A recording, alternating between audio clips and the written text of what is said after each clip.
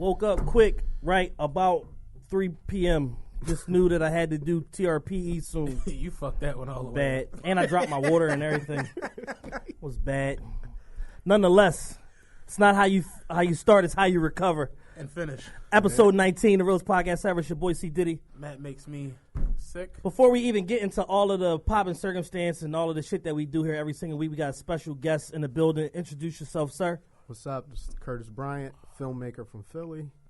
Got a new movie, Deuces, on Netflix, starring Lorenz Tate, Megan Good. Getting a lot of great reviews. Did y'all see it? I seen it. Yeah, seen it twice. And you read the shit out of them index cards. No one else has Got had the a intro right. intro. No, when we look, I bring them on think it's this the show. setting, man. This shit is intense here. Y'all got some Like good a shit real here. production, right? Yeah, I got a bottle of water in front of me. Like, y'all know how to take care of a nigga. Hey, man, listen. No, we appreciate you being here today, man. I appreciate y'all, man. Before we get into the whole rundown of the show, we definitely got some administrative things to cover. First and foremost, therealestmerchever.com is now live. The website is up. The website is up. Therealestmerchever.com is now live. We got 3 pieces available for pre-order today, with more to come soon. It's just basically the signature logo pieces, 2 different color shirts, and, of course, the dad hat. The dad hat is the new form of social justice. Right. I'm wearing a dad hat right now with the Snowman's logo on there. We have one just like this with our logo on there. My head is too big for dad hats. So I'm getting a bucket. Matt needs a granddad hat. Yo, we've been talking about this bucket for weeks. Yo, when I get my TRPE bucket, you'll see it. You know so yes, therealestmerchever.com is live. Make sure y'all use promo code TRPE for free shipping within the United States. If you live outside the United States, it's nothing I can do for you. No, you're gonna have to pay $90 you got to pay that tariff. Yeah, it'll be on its way. Yeah, I mean, we're going to send it nonetheless, but you got to go ahead and pay that. So yeah, check us out, therealestmerchever.com. We got some more sponsors coming up. We'll talk about them later in the show. But again, we have my main man here, Curtis Bryant. We go back a very long time. Kurt actually did a film project for me once upon a time when I was, in the music industry. That shit is over with. As you can see from evidenced here in this lovely podcast studio. You be talking shit somewhere. Right. on some microphones, just talking I've shit. Rebounded nicely from that right. from that past situation. And website, it was working earlier. What the hell? It's cool. We'll get that right. I think it's like a redirect issue or whatever like but that. But it does send you to the eventually. Yeah.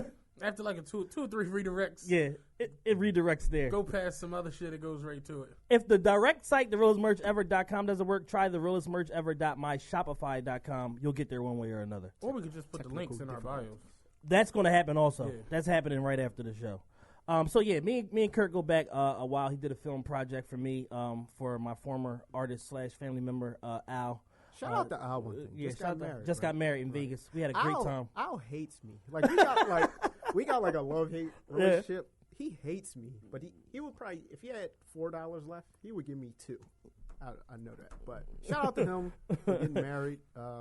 Big step, I guess. Yeah, absolutely. Well, yeah, 2012 we had the film project. I showed my girl, cause me and my girl are like trying to figure out. My girl wants to do Costa Rica and this and the third. Yeah. And I showed her like Al's picture, like him and his wife, like and she was like, "What do you want to get married in Vegas?" I'm like, "No, I want to get one of those wave cat things with the Khalil Kane. Yeah, the Raheem. I want one of them joints bad." But yeah, my bad. Go ahead. Get to Know Me. Yeah, Get to Know Me. Project. That was 2012. I do remember that. Yeah, 11, 12. Yeah. I think we shot it in 11. Shot in 11, released in 2012. And, we had the big release event, Sigma Sound. Wow. Like 400 people. Which was 700. Wow, see? I didn't even know that. Yeah, it was 700 people. We had everybody came, performed, all that shit. So yeah, me and Kurt definitely go back. Right. Kurt has now fully graduated. And before we move on, I just want to say with that project, working with Chad, everything was A1. It wasn't any doubt of anything, no money issues, no ego stuff. And the whole crew, One Thing Crew, Black, does everybody. That's one thing I everything was like, A1. Like dealing with, I always say like niggas, it'd be the hardest thing on earth. Hardest but Chad is right. A1 when it comes to. And most of it, as I learned in this industry, is ego. Like motherfuckers will think like. What's crazy is though he got one, but he can turn the shit off. And right, everybody has so an ego. normal. Right. Everybody has some. People type tell of me ego. I got one, I don't believe it. But You it's got like, an ego, man. I don't. but it's like Chad really like the humility is there, Right. You know what I'm saying? Everything was A1. And You come on. Go ahead. my bad. I gotta say, Chad Grandpa is The realest. realest nigga The realest. alive. Poos, the realest.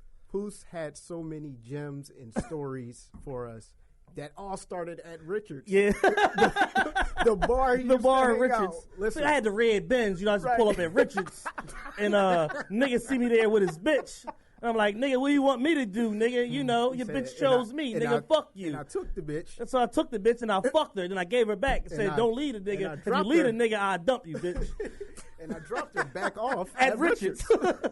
Richards was the alpha and omega of everything, apparently, in the 70s and 80s. Like the Yeah. cheers to the old niggas and shit. So And that and Big George's on 52nd Street. Right. You know Big the nigga George's Big George on the joint? Yeah, George, yeah, he's a bitch ass and nigga. Neats on 52nd and Market Neats. was My grandpa the other day was talking about the Earl Theater. You ever heard of it? no. Y'all know you haven't. Because he's telling me and my dad about this shit. And he's like, yeah, y'all don't remember the Earl Theater? He's like, I remember going there to see the Beatles when they was young men. And I'm yeah. like, nigga.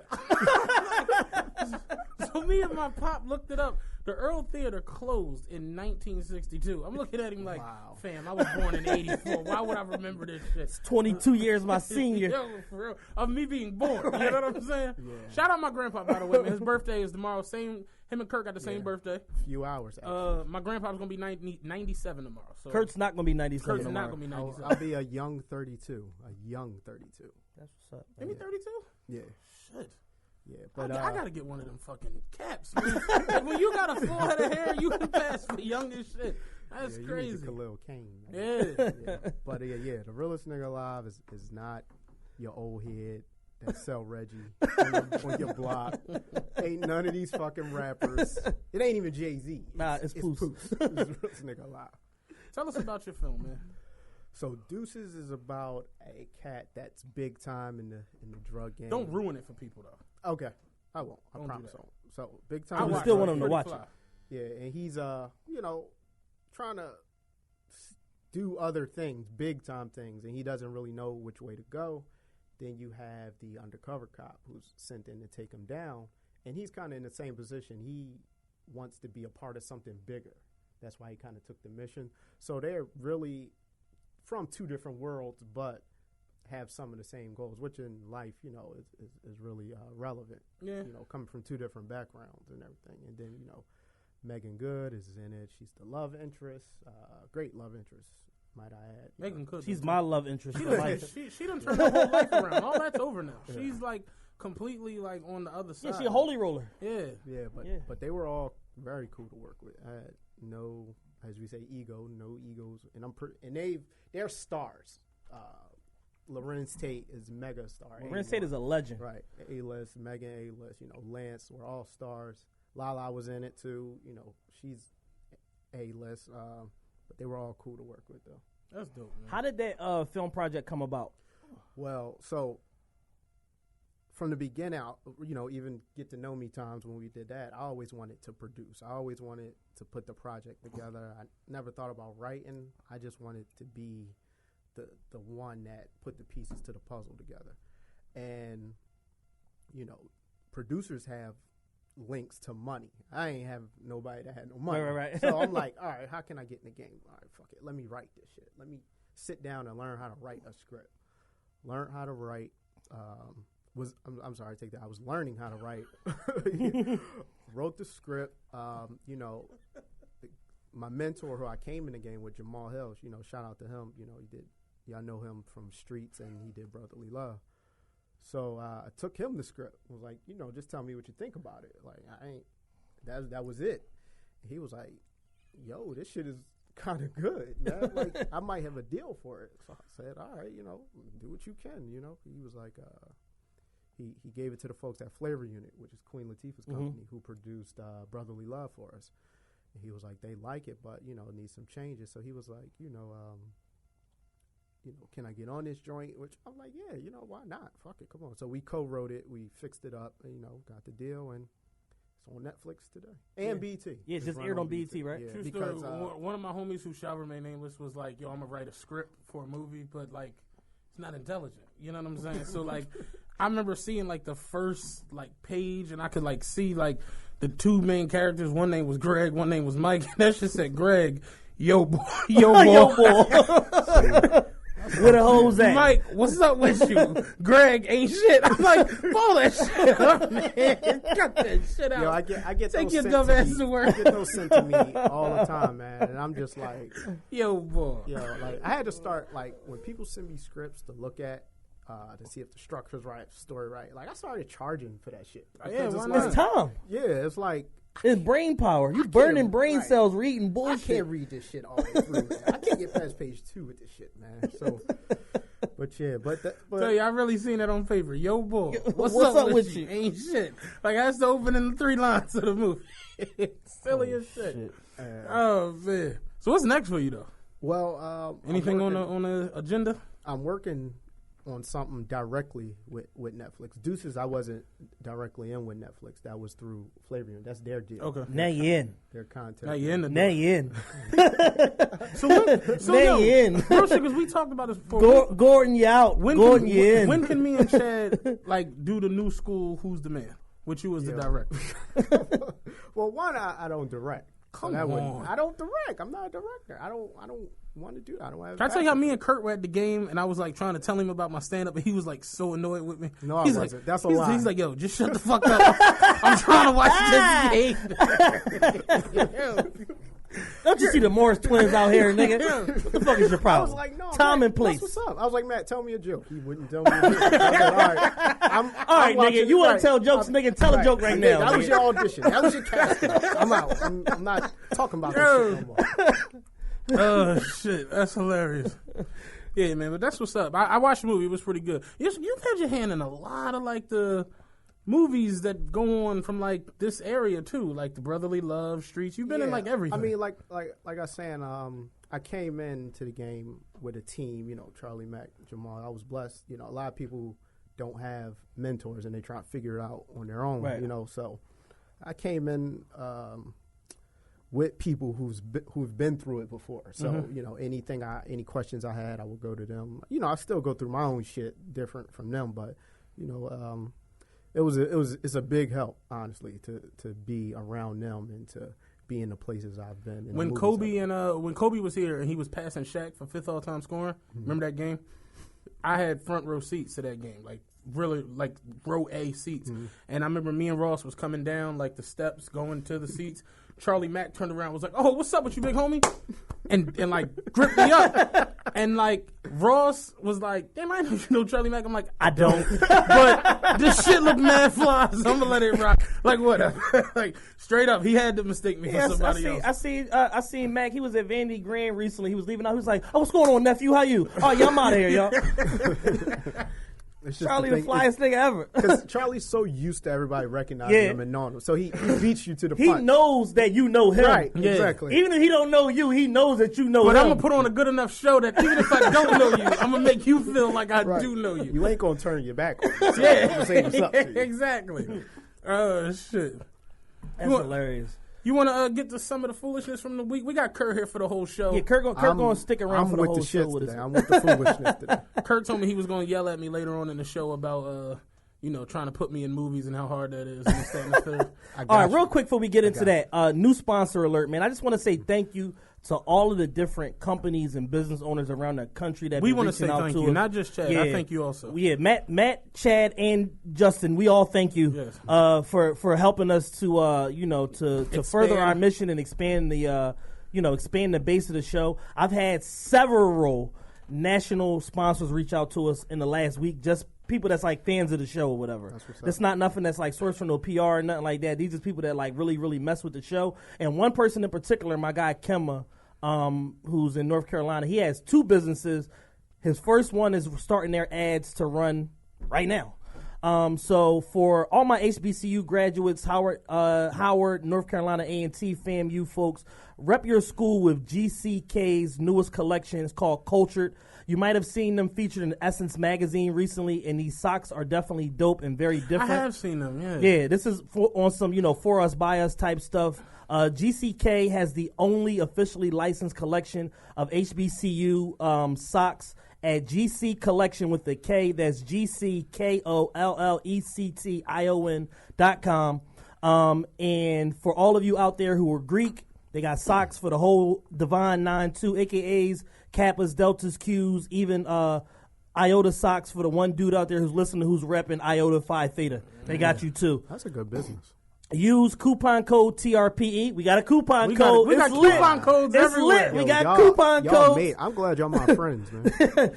Use coupon code TRPE for free shipping and $5 off your first cultured order. Y'all order some socks, and eventually I can get some free socks. So go order, get your $5 off at GCCollectionwithak.com. Shop the entire collection. And shout out my guy Kemma out there in Raleigh, North Carolina. Yeah, man. I appreciate Kemma what he said about the podcast. Those was dope words. Yeah. You know what I'm saying? Kemma, literally, I had about a 30-minute conversation with Kemma the other day. First time talking to him, we was going back and forth via email, and he said basically like he has a group of young black men that he's all friends with that basically started at Millersville, and they from all over the country, and they now live literally all over the country. So he has like a friend in Connecticut, he's in North Carolina, other friends everywhere else, and they have a group chat, and our podcast came across their group chat.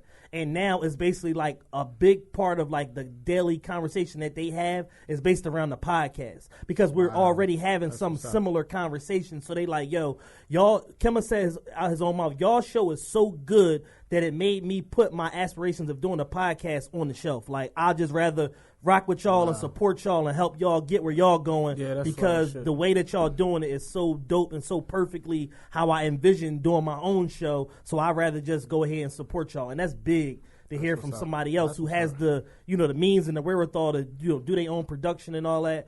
And we're going to be doing a lot of work with his print company, his marketing company. They do crazy work. He sent me like some screenshots and stuff of it today, like crazy work. Also wild is the other day I ran into my man Sam. His older brother is locked up. He was like, yo, my bro, like, he's like, yo, everybody talking about your podcast, dog, the whole city. My bro even fuck with that John. And I'm like, he's in jail. And he was like, yeah, no, he got a phone in there. He be, listening to your joint. I'm like, damn, that's crazy. Like, they listen to us in the jail. You know what I'm saying? Like, the show is doing good. Like, you want to talk shit real quick? Yeah. Let's do it.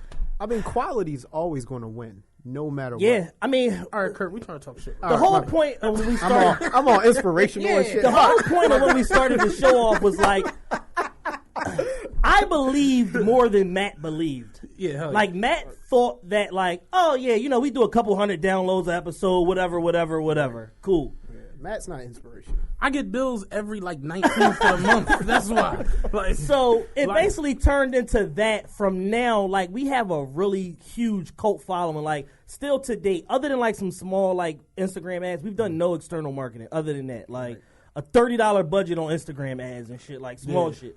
We have last week our episode 13,000 downloads. Migos for President is approaching 100,000 downloads. Migos for President right now is at 87. That's not including the streams. Right. And this is international. Yes, international. Dang. Like, it's crazy. So it's like it's like literally every single week, whatever the new episode that came out is the highest downloaded, and then Migos for President is second. Every single week. That's what's up. It's like we got a couple episodes that are like high teens, low 20s. But for some reason, the Migos for President episode every week gets downloaded another 3,000 or 4,000 times. Yeah. And literally, like, just hit me yesterday, like, yo, Migos for President is like at 86,000 downloads. And that's like, a word of mouth thing. Too. Yeah, that's like literally, I was telling my mom earlier, Happy Mother's Day, Mom, I love you. Happy Mother's Day to all the mothers. And I was telling her, I said, if we would have started the YouTube channel with Migos for President, I wouldn't have to promote the YouTube channel ever again because everybody would have found this one particular episode searching for Migos and found us, thus blowing up the fucking YouTube channel. Y'all get any ads for the YouTube? Not yet. We just hit 100 subscribers on YouTube. Yeah, true. Also, so shout out to that. Keep following the YouTube. Just search TRPE. We were actually contemplating naming all the rest of our episodes for like the life of the podcast. Migos for President with a different number after. Part 20, Part 22, 26, 2000. Folks. Yeah, fuck it. Ain't mentioning Migos at all in this episode. Fuck it. TRPE Pac is now, I believe, the second most downloaded episode. No, it's not. Dope Shows is Dope Shows is second. Dope Shows is TRPE Pac is third, right? Yeah. And shout out to Dope Shows. That Rick Ross show is coming up soon, May 26th. Just hasn't given me the total numbers yet. He estimated we're right under 300,000 total downloads That's for everything. nuts. Wow. And he sent me this earlier. Let me get to it real quick. Stream numbers are unique listeners. Total streams right now, we're at around 50 grand almost. So that's not even with that's not the downloads. That's that's just the streams off the site channel. Yeah, off the site. Exactly. You know what I'm saying? So they're listening. Yeah. And we appreciate it. No, you know what we I'm definitely saying? appreciate y'all, man. Thank you. Continue to spread the word. That's the only way that this show is going to grow. Yeah, y'all gonna get big and start throwing pool parties and shit. Well, Chad's gonna be in the helmet Yeah. all up. Just, we're doing a live show soon. I want to do a live show for try to do 2 before the summer is out. 1 in Philly and then 1 in the DMV area somewhere. shout out my homegirl Michelle. That was one of the other day. Our support in the DMV is ridiculous. Yeah. Maryland is like on Philly's ass, like in terms of like how many people are listening to the show in that particular area. Seriously, Maryland niggas go in the house, clean their phone posits, put them in the box, And sit listen down to TRP. and listen to TRP. This shit is crazy. Like they twist their dreads. they love the show. Out They there. listen to the show. Do they still wear the thick tube socks? Is that a thing? No, Nah, they stopped there. No, they stopped there. Did you see Wale on Oh Everyday- man, of course I did. And he was like, you see my Michigan Forest? He was like, Wale always was ill when it came to with the sneakers. shoe shit. Because he was like the first like big phone posit, flight posit dude. You know what I'm saying? That came along. But it's like, that was I peeped what you were saying last week. Like, it is painful to watch. It's hard. Yeah, it is. It's tough to watch. Very, very painful to watch. Is that the one when you told the dude you don't have credentials? You don't have a credential to call me corny. Yeah. He said when I was in high school, he said we wouldn't even have came in contact with one another.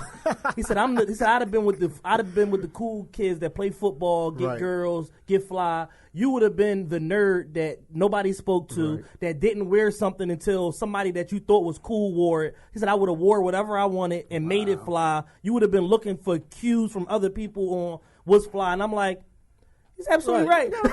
It's like somebody that DJ Academics looks up to wore a bunch of off-white shit. And he's like, I'm the off-white Don. Like, all I'm doing is wearing off-white. Such a dumbass. It's like, you look horrible every week. Yeah. It's like, you wearing one of the best designers in the world and you look horrible every single day. Somehow, some way.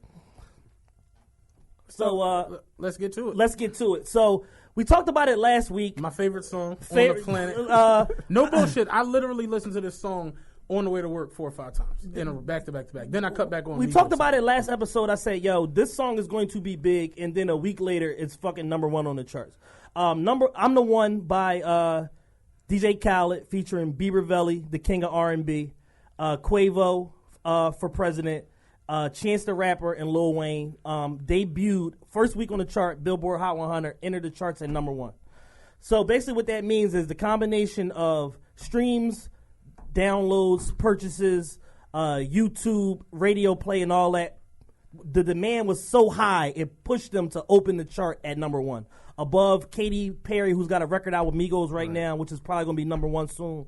And who else is still on the chart hanging around? Kendrick, his 3-4 records, and Ed Sheeran too. So it's like, we talked about this record last week, and I'm like, yo, this is Khaled's best single, and now look. It's fucking, I believe this is Khaled's first #1 on the pop chart. He's had R&B chart #1s with Drake and Ross and all them, but never on the pop chart, so this is first one. You think that, like, wait, the joint with T-Pain wasn't #1? Not on the pop chart. That's crazy if that's the case. Jeez.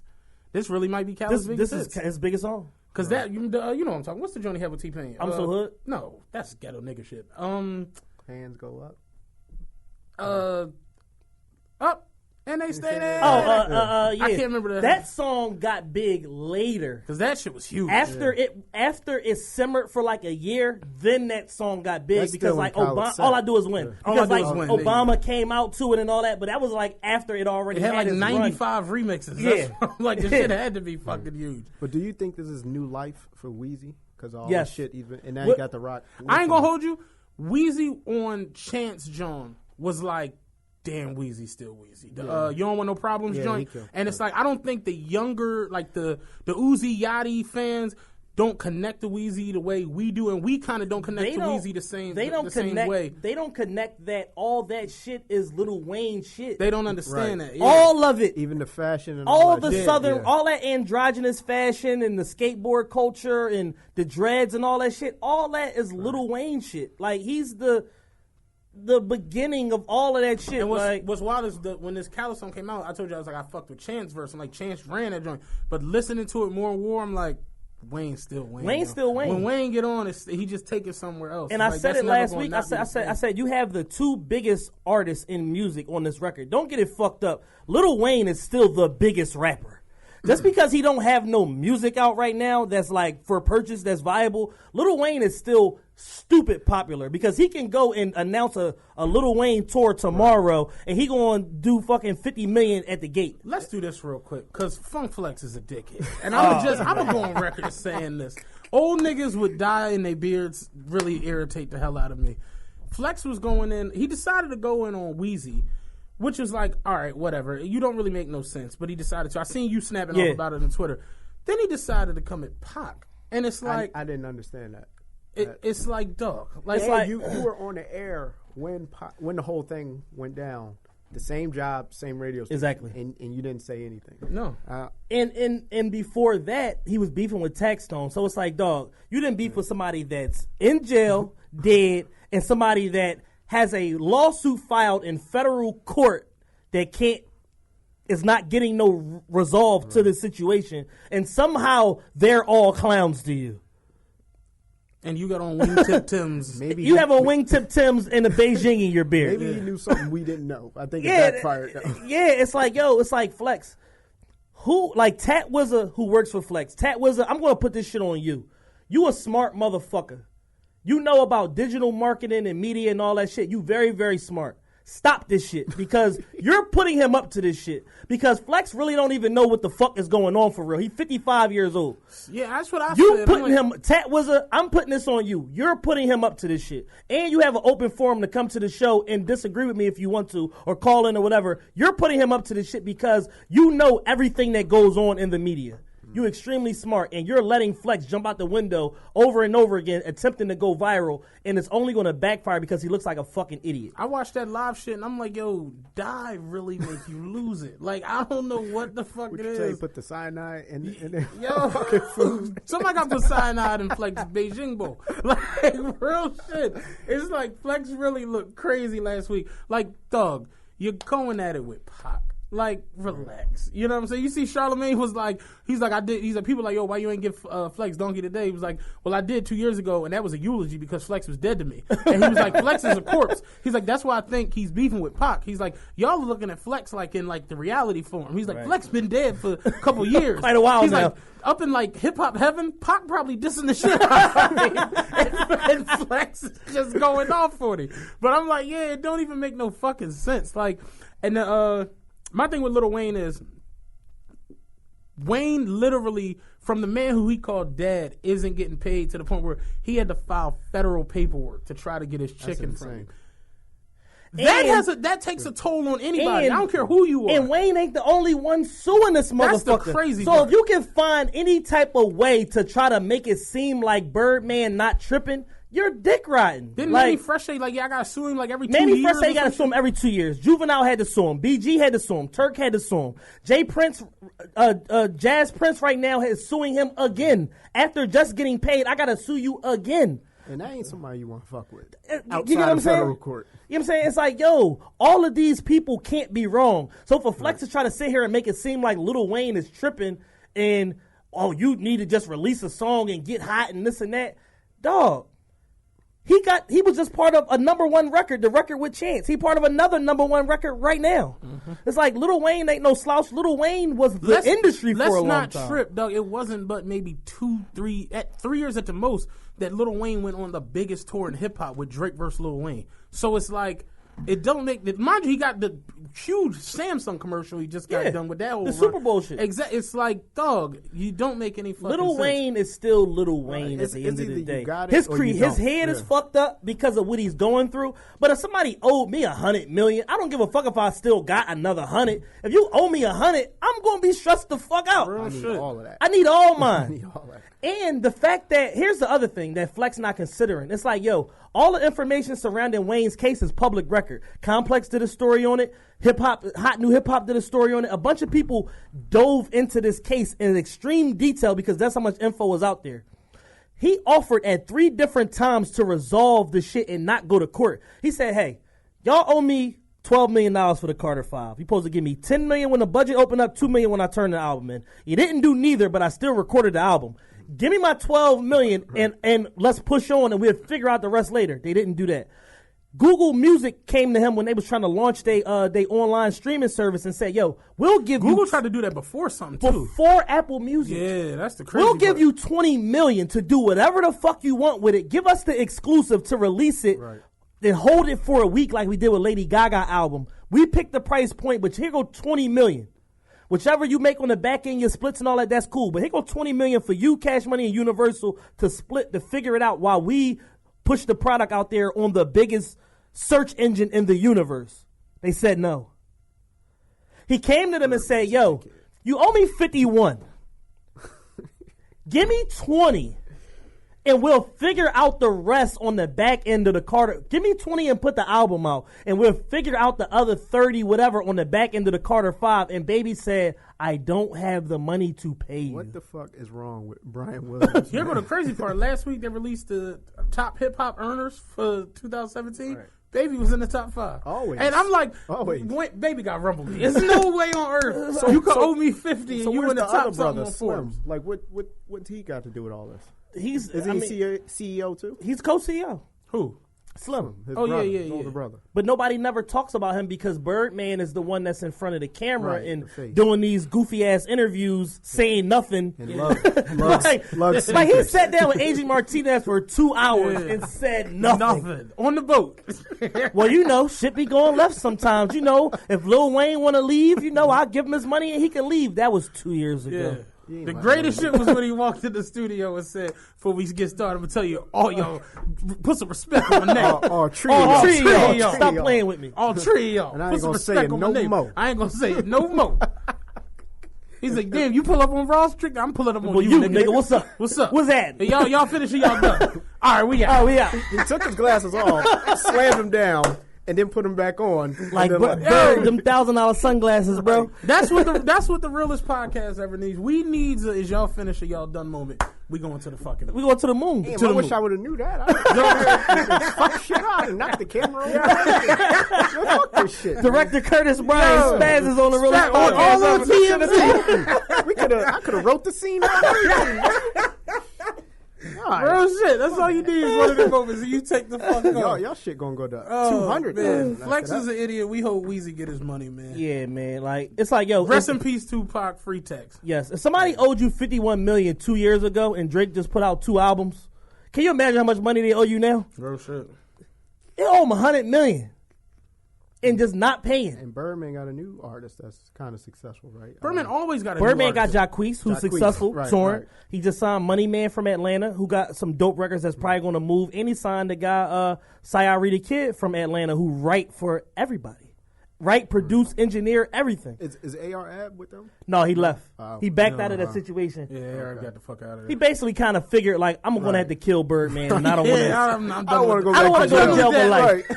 life. It's like that whole thing of like you can't believe everything you hear about people. Shit only goes but so far. Because when you get in the system and you start seeing shit and Keep you like, adding up and shit. you like, nah. It's 10 people suing this dude. Like, nah, I'm gonna good. kill this I'm nigga. all right. Like Jay Prince is a gangster and he's suing. Right. So what does that tell you that you're gonna have to do? You're gonna have to kill this nigga. Yeah. And then you're just gonna go to jail. You're gonna go upgrade for 30. You know what I'm saying? And that's just gonna be that. They be like, damn, remember AR had? Like Kill Bird, Kill man. Bird, man. That shit crazy. With his love. Where we going to for dinner? What time is 36 going? Oh, So my old head, L.A. Reid is out at Epic Records. And a surprising move because he's had a lot of success there. Future just had 2 #1 albums. Khaled's song is #1 right now. That's an Epic Records release. I can't picture L.A. Reid. Like I always mix him up with like Andre Harrell and all of that. He kind of looked like Andre Harrell. They all a bunch of shiny ass. Shiny, smooth face old heads. He bald, right? Bald, head nigga. He always got bald head, glasses smooth on. face. Yeah. All right. Always in a suit, slippers, shit like that. Slippers everywhere. Up with DMX say up in the office with slippers and silk robes on. Yeah. So when people like that leave the label at the top, like everybody's deal can change. So Khaled's deal can change if the next person comes in. That's crazy. Yeah, remember when Jay-Z came into Def Jam? Man, get me the fuck out of here. LL Cool J they was pissed. Good. Every old rapper from New York was heated. But you know, LL's problem stems from the 90s. Jay-Z used to terrorize LL. He used to come everywhere LL was booked at and make him battle him. Yeah. Wow. Yes. And that's why that was what that was about. Like, so LL just always hated Jay-Z. I watched Lil Rel stand up. You watch that joint yet? It's on Netflix. And he was like, he was talking about old head in his building, like the building that they lived in was like in the badass neighborhood, and the vice lords ran the building, and like old head went to do laundry, and they made him join the vice lords. They gave him a pelly and some crack or whatever, and he was like, old head was complaining like, why is this leather so heavy? He was like, that's how he's like, them pellies heavy as shit. He's like, that's how I know LL Cool J really strong. He said, because I went to an old school concert and this nigga had a pelly on for hours. Stomping around the stage. I'm like, yo. Yeah, I get it now. Yeah, LL really strong. LL, K-Slay, and Papoose is the pelly champions of New York City. Papoose, K-Slay, yeah. Flex is a legendary pelly Mark Buchanan ass nigga. I don't think I ever seen K-Slay without a pelly. In the summer, everything. Like pelly anything, like clothes, they owe him shoes. a check. I hope they giving him a check. I hope he's sponsored. K-Slay is a pelly nigga. Papoose too. Man. So I mean, just looking back at L.A. Reid, he's been there. I didn't even realize he was at Sony for 6. It was at Epic for 6 years, which is owned by Sony. But 2016, they had a bunch of like high placing LPs from Future, obviously. Travis Scott's album Birds, which was album of the year last year, potentially. Khaled's album last year, and Tribe Called Quest. So it wasn't like he wasn't doing his job, but apparently what happened was did he quit or was he fired? He quit. Oh, he quit. They reported it at first like he got fired, but really he quit. And basically the reasoning behind it is Sony Music, who owns Epic and RCA and a bunch of other companies underneath it, Columbia and all that shit, appointed Rob String as the new CEO of everything. So when you bring in a new CEO, it's like, all right, if I fuck with him, I'm gonna stick around. If I don't fuck with him, it's either time to go or whatever. And I think in L.A. Reid's case, he probably wanted Rob String's job based off of, I signed Future, I signed fucking Khaled, I signed Bad Boy over here. You know what I'm saying? French about to have a #1 record in the country soon for Unforgettable. You know what I'm saying? So it's like, once you look at all that, it's like, hip hop is the dominant music culture. If I'm signing all these hip hop acts that's popping, why am I not getting the chairman job as opposed to fucking Rob String or whatever? So I think he bounced off of that. And I wouldn't be surprised seeing how, like, what Lior just did, leaving 300 to go to YouTube, if he's going to a technology company and not like a traditional music company. Like content so probably like a Spotify or somebody like that is probably where he's going, or he's going to increase his TV role with like The Voice and like some shit like that. But I don't see him taking like another traditional music job. It ain't really none out there to be had. I definitely could see him at a streaming company because that's new, it's new rules. The whole world is moving way different than what it used to. From movies to music. So it's like remember when like people like thing like excuse me was like get on the radio, like go be an intern, work your way up, this and the third. Like you can just start a podcast, man, and like who knows? You know what I'm saying? You can just start a Shopify site, sell dad hats, fuck work. You know what I'm saying? So did you ever see was a meme online that was like, why go to school when I can just sell dad hats for $40 a piece to hipsters? Could put anything on a dad hat. Anything. It was so it's like, so now we have a vacancy now at the top of Epic. I'm going to go ahead now and throw my vote for DJ Khaled to be president of Epic Records. I think it makes the most sense. I could see Khaled could be president. Yes. I can see. I'm not talking President. about Yeah. Khaled Absolutely. 2020. So at the very least, he could be president of a music company. Migos for president, Khaled for vice president. I'm here for it. You know what I'm Real saying? shit. Migos for president shirts coming soon. Yeah. Very soon. Already got the Why design not? in my head. We've seen, you know what we're looking at. So it's like, where I'm at now is like, yo, real shit. As long as you just don't like fuck up things, you could be. L.A. Reid could be president. Yeah. Nigga did his job. Right. That's all you can ask for. Nigga made Jay-Z president of Def Jam. For that alone, he probably has a shot at running the country. You want to go political and tear down the White House, or I'm not ready. Before we do that, real All right. quick, moment of silence. Rest in peace, Christopher Big Black Boykin. Matt's brother passed away this week. My uncle. Only 45 years old. We know him from the Fantasy Factory, Robin Big Show. And You my said moment of silence. He's still talking. yeah. Jesus. All right. So my main takeaway from this is take care of yourself. What did he die from? I don't know. I gotta get my shit together. But you fit whatever he died from. You fit the profile. You better go get your motherfucking kale smoothie when you leave here. We just did the pool today. Yeah, that's why I'm fucking tired though, man. Like, oh, bodies. That pool workout ain't no joke. Matt came in here limping. I'm like, what the fuck is wrong with you, man? And I worked a 12-hour fucking run today, man. And I slept for 2 hours last night. That's neither here nor there, man. All right, so let's go political. All right, we're going political. Donald Trump fired the FBI director Comey this week. They're still trying to sort out this whole Russia debacle. And Trump is cutting loose ends. You motherfuckers gotta go. Trump is this right now. Firing the FBI director is Trump essentially on the phone, like looking into the belt, like take him out back and kill him and burn the building. You know what I'm saying? Trump is burning the fucking Carter down right now because Trump on some mob shit. Like now. Trump and them are dirty. It's no way around. Whacking everybody out. Basically, what happened? The director, FBI director James Comey. He asked the government for more funding so that he could go deeper into Trump's whole issue with Russia. Right. Trump found out, was like, fire that motherfucker. Hell no. The fuck is he doing? And Trump supporters basically was like, oh, he got fired for the way he handled the Hillary investigation. Only problem with that is Trump already on record commended him for the way he handled the Hillary situation. Even said, yo, he should get, as soon as he gets in office, he needs to get a raise for the way he handled the Hillary, for his courage handling the Hillary investigation. So that ain't it. You know what I'm saying? It's clearly because of the simple fact that he was about to dig deeper into the Trump shit, and Trump like, nah, get rid of it. I think he really sit back and just laugh at the shit he do. He's like, yo, I'm getting away with this Right. shit. He don't give a fuck. Right? Honestly, He like, dog, this shit's funny. The whole White House gonna get cleared. The workers, the maids, everybody gonna get cleared the fuck out. America can't, dog, it's been 100 days. Trump ain't been in office but for 110 days or some shit like that. Obama went 8 years. The biggest scandal was like him killing a fly and Wearing a tan suit. wearing like a suit that wasn't the right color. His shit daughter like that. smoking weed. You know And that was what at I'm the saying? end. Like, Trump is, like I said, anybody, remember Flynn?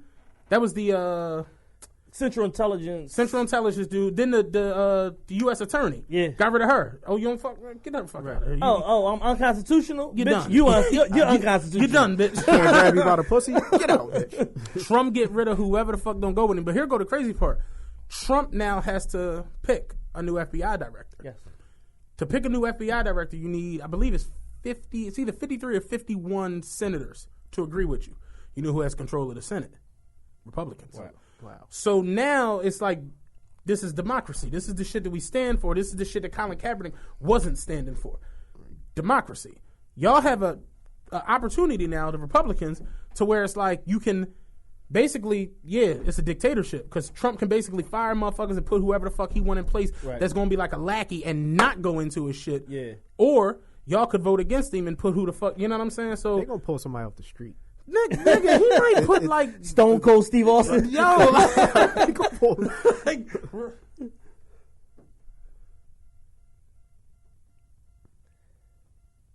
117 to 513, 221,476 downloads, average 12,305. Ad rates going up on a Sunday. So in the last 4 months, we've had over 200, almost 250,000 downloads.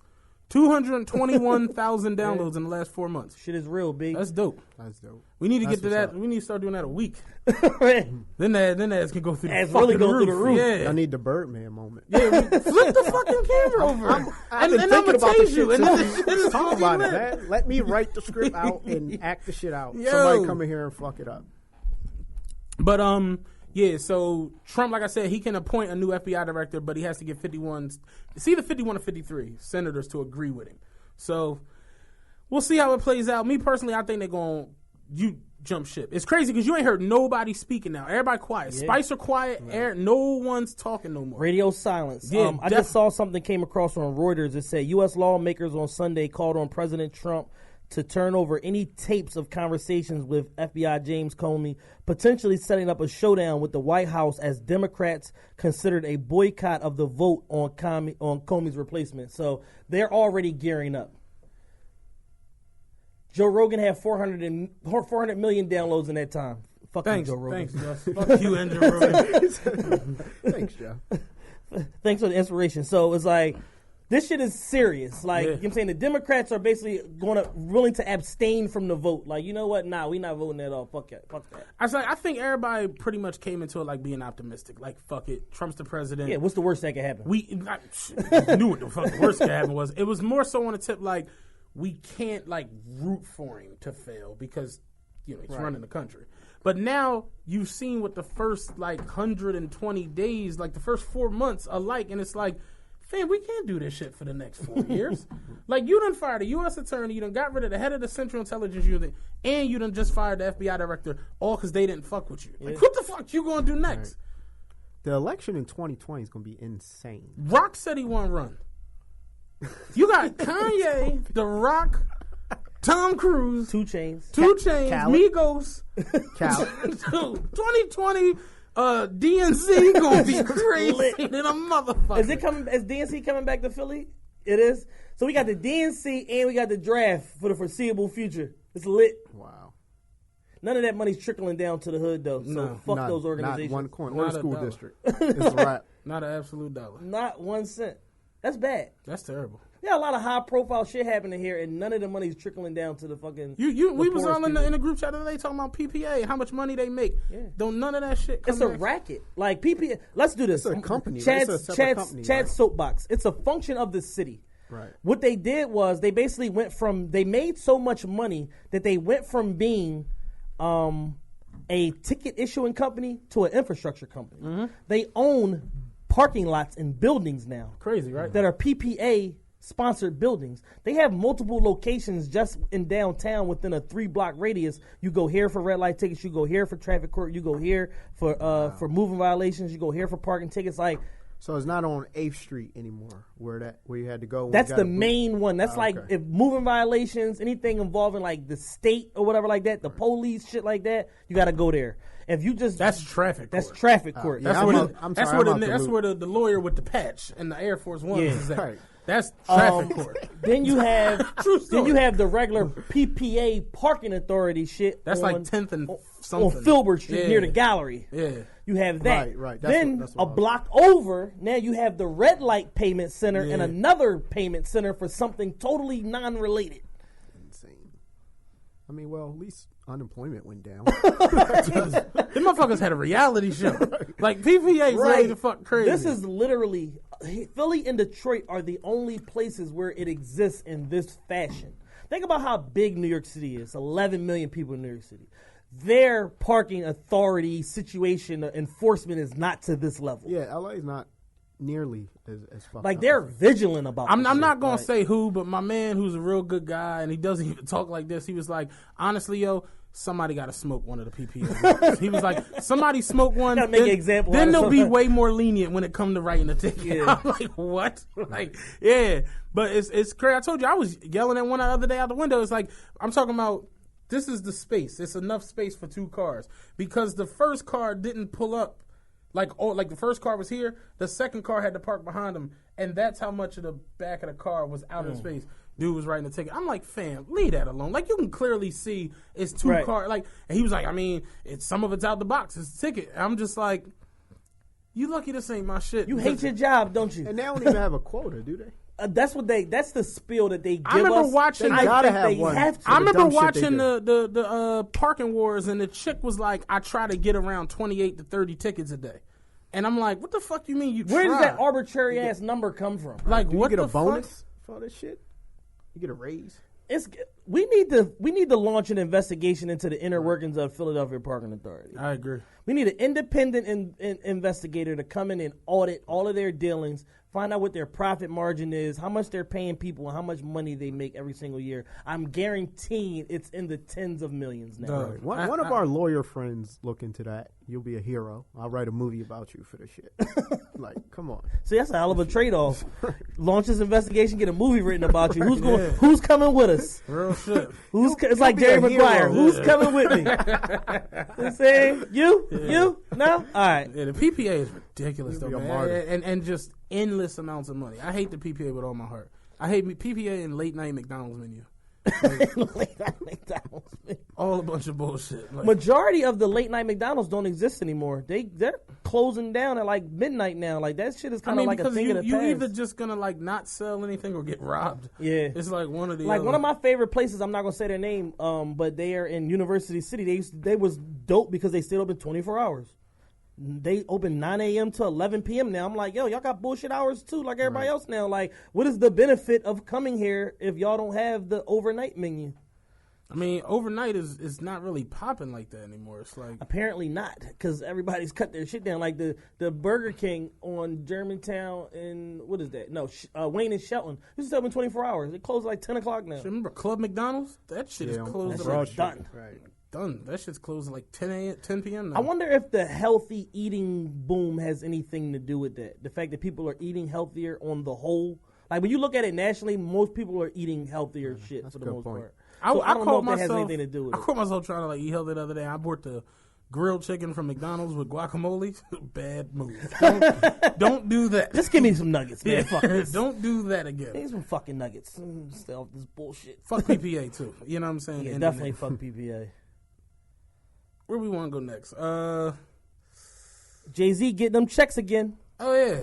Till he 80. Gonna be Yeah, torn Jay till gonna be he's touring 80. until he did. Yeah, 50-year-old Jay-Z just inked a new 10-year, $200 million deal with Live Nation. And I'm still gonna be going to the show. like I ain't heard all Jay-Z Right. songs right. Even if he drops an album, you still ain't coming to the show for that. You coming to the show for the shit the you old heard shit, before. right. For the old shit. And the guest appearances and all the Does the he bells and still whistles. do like the old shit? He don't go like super B-sides, but he does go into the older hits. He's still yeah. performing Can I Get a Nigga What Nigga Who? Does He's he still do, like, performing Money Cash Hoes. and He's that? still performing the older hits. Yeah, I wouldn't mind seeing those, but like I'm My not- thing is this. not a hoe, We talked but- about this a couple weeks ago. We talked about him headlining. Now we understand why he's headlining Made in America. This is part and Right, part of parcel the of deal. that. You know what I'm saying? It's like, yo, y'all gonna get the $5 million Budweiser giving up. That's gonna go towards my payback for the year and shit. Yeah. Now I just gotta make y'all 15 more million. Yeah. You know what I'm saying? So it's like shit like that. So I guess these figures like, yo, if I could headline or co-headline Made in America every year, that'll take care of 25% of the tab that I gotta pay back. But in the meantime, I need this 20 every year on the books. Right. And I could tour with my wife. Right. Maybe J. Cole. Throw him on there too. Can I throw a question out to both of you? I know you know about it, but you don't. All right, so I'm in the casino the other day, right? I'm playing poker. I leave out. One of my homies is in there. We go out on the deck or whatever. He's smoking. I don't smoke, whatever. But we out there talking and shit. And he had his Dre beats on, right? And he was listening to your song. You always The Allure. Yeah. Off of the Black Album, Jay-Z and Pharrell. And he was like, yo, Jay-Z and Pharrell is like the best combination ever as far as rapper-producer. So I'm like, yeah, no, that's not right. I'm like, Snoop and Dre. You know what I'm saying? Like, I start naming different combinations. I'm like, Snoop and Dre made nothing but a G thing. so peep, here, this That's is arguably the best hip hop song ever. Real shit. At least one of the top 5. top 3. It's up there. It's up there. I mean, It's right people there. rank Allure up there too. I do As- too. right. To me, that's the best rap song. And Pharrell and Jay might have more hits than than Dre and Snoop. Let me get to the question. Okay. So My bad. whatever. When he says, Jay and Pharrell, I'm like, I don't even think like Jay and Pharrell is the best person Pharrell works with. He's like, who? I'm like, Snoop. So then we started arguing. I'm saying Snoop and Pharrell. He's saying Jay-Z and Pharrell. We go back into the poker room. This shit turns into a 9-table argument. It's 9 poker tables. And I know it was all you. Listen, I it wasn't know you though. started that shit. I'm talking about I know you took it it's inside. 45-year-old white men in Levi jeans leaning over the table like, you ever heard drop it like it's hot? like I'm talking about grown white men are screaming this shit at each other. So we literally, I told Chad, I'm like, we go back and forth for like 3 hours to the point where it's like, remember I was texting He's like, yo, I gotta ask you this shit because we're 2 hours in on because this shit went on forever. Did y'all still play poker? Yeah, this is how this should be. It's always some dumb random ass topic. So we went on and on and on, and we came to no conclusion because I think Snoop and Pharrell make better music than Jay-Z and Pharrell. So who you got in that situation? I got Jay and Pharrell. Man. Really? I mean, I'm a Jay stan. Remember so Snoop and Pharrell made "Let's Get Blown." Yeah, Drop It Like It's Hot was great. Beautiful. Beautiful is a monster that of a shit. record. Yeah. But it's the Most most underrated record that they made together. Vato. Yeah, that's what I said. I just said Vato. Vato, you won't believe what he saw. That production on that record is stupid. Dog. Then from the church to the palace. Yeah. Snoop Dogg. How that about I joint. forgot all about that. They got records. They got signs with Justin Timberlake. Like they got They got endless records, hits. man. And this is what I was arguing. But then with Jay, it's like, excuse me, miss. This is Change what he's clothes. arguing. Right. Frontin'. Frontin'. I forgot about frontin'. I forgot about frontin'. He Allure. said it when we Forgot was about in there. frontin'. Allure. Allure is the crown jewel of all that shit. But then Snoop has Beautiful. Right. Jay-Z and Pharrell got I Just think Wanna that's Love You. my favorite Snoop Pharrell collab. Beautiful. It's easily. I remember the first time I saw that video. In like Brazil. the visual Oh, my that they God. put together with Beautiful, like, these are really the baddest bitches on the planet. Like, Jesus In Christ. Brazil. Yeah, that was a fly-ass video. They fly-ass branded the Brazil lifestyle, like had every man in America Right. wanting to go to Brazil. song. Yeah, There's no way that song didn't sell like 7 or 8 million copies. had to. Because that was before the whole crazy download it on your phone boom. Like, Isn't yeah. Snoop always on that Forbes list? Hip hop Always. Forbes list? Always. Like the last 7 or 8 years, always. Ever since his shit got cleared out with Suge or whatever little Right. ending paperwork. I know they had. Snoop is worth like 100 and something. Yeah, Like, when last Snoop time I is looked, it was like, loaded. Snoop is doing like 14 to 28 every year. it has to be. Every year, He's consistent. consistently been relevant. Snoop forever. has. Have you met Snoop yet? Nah, never. Snoop has a meet Snoop. Snoop has a compound in L.A. Music studio, film studio, all type of production, and he has a system in how he shoots movies for like under $100,000. Yeah, I saw that on that On the BET Moguls- thing. BET Right, the Mogul Yeah, shit. he was talking about it. Yeah. And they literally produced like 7 or 8 films already through that shit. Like him, DJ Pooh, a couple other people. Meet Snoop Dogg. And the crazy shit is not to go all in the movie shit anymore. I know y'all done with me, but Nah, you hear it, dog. making films for low budgets like that, it's so many outlets for that shit now. You could definitely cash out on that shit. So Snoop is definitely a genius. Master P is kind of doing that too. I can't wait to see the Master P biopic. I have to see it. I actually sat with P and talked about this. I read the script and everything, and I See how didn't. Kurt I just didn't casually throws out. I actually sat down with the ice cream, To a man. small brunch and we No, discussed. and that experience was surreal. I sat with P for like 3 times and talked on the phone with him for like 2 weeks straight about his. I didn't really write on the script. I kind of was like consulting him about it because just on structure and how stories should go. And P has a crazy story, man. Like his P life, got a whole Richmond, California part of his life, which I didn't know, that's and not he was publicized. telling me. No, Master P, an interview I saw with him, he said when he signed Snoop to No Limit, remember No Limit Top Dog? Yeah. Said Suge hated him. Suge And said you got. He told and me. P He said, he you gotta bought get out of he's LA. like, I bought a mansion in L.A. Right. and Yep. moved out there. He's like, when I get out there, I get the call like everybody do, get the call from Suge. Suge talking crazy on the phone. He like, look, I don't even really do the phone shit that well. Why don't we just link up? So he like, I'm where I'm at. Suge come through his folks like, yeah, da-da-da-da-da-da-da. You know, L.A. ain't big enough for the both of them. He's like, well, look, I just closed on the house. So when you moving? When you moving? Yeah, because I was like, so what happened? He said, shit, you see, I ain't go nowhere. I was like, yeah. Gotta love Master P, bad. man. I fucks with P, man. You gotta love Master P. But the beginning of all this, let us know. Email us, DM us, add us, whatever.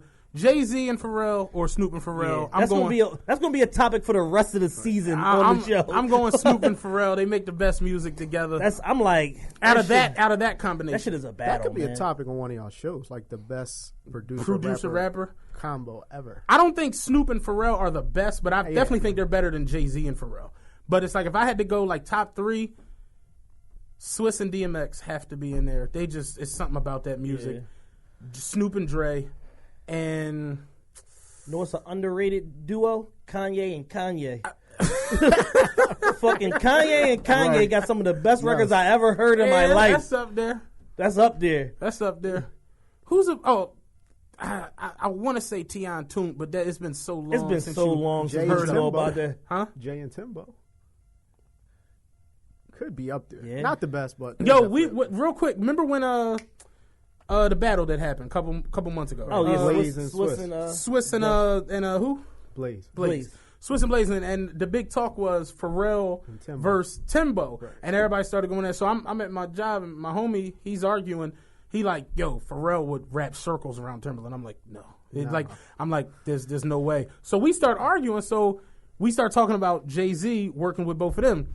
He was like, nigga, do you understand the hits that Pharrell got with Jay-Z? He got changed clothes. I'm like, yeah, but Tim got Is That Your Chick with Jay-Z. He was like, Pharrell got frontin' with Jay-Z. I'm like, yeah, and Tim has, what was the song Big I threw out? Dirt Off Your Shoulders. Dirt Off Your Shoulders. So he was like, nigga, Pharrell got changed clothes. I mean, I Just Want to Love You. Yeah. I'm like, Timberland has Jigga What, Jigga Who. He like, damn, Timberland did that shit. Damn, that's my The thing jam. about it is, like, Timberland is so good at rap production, and he hasn't done it consistently for like 10 years now, that you forget, like, Timberland really dominated this shit for a long time. Yeah. But the only knock against Timberland is he doesn't have a hip-hop classic under his belt that he produced the bulk of.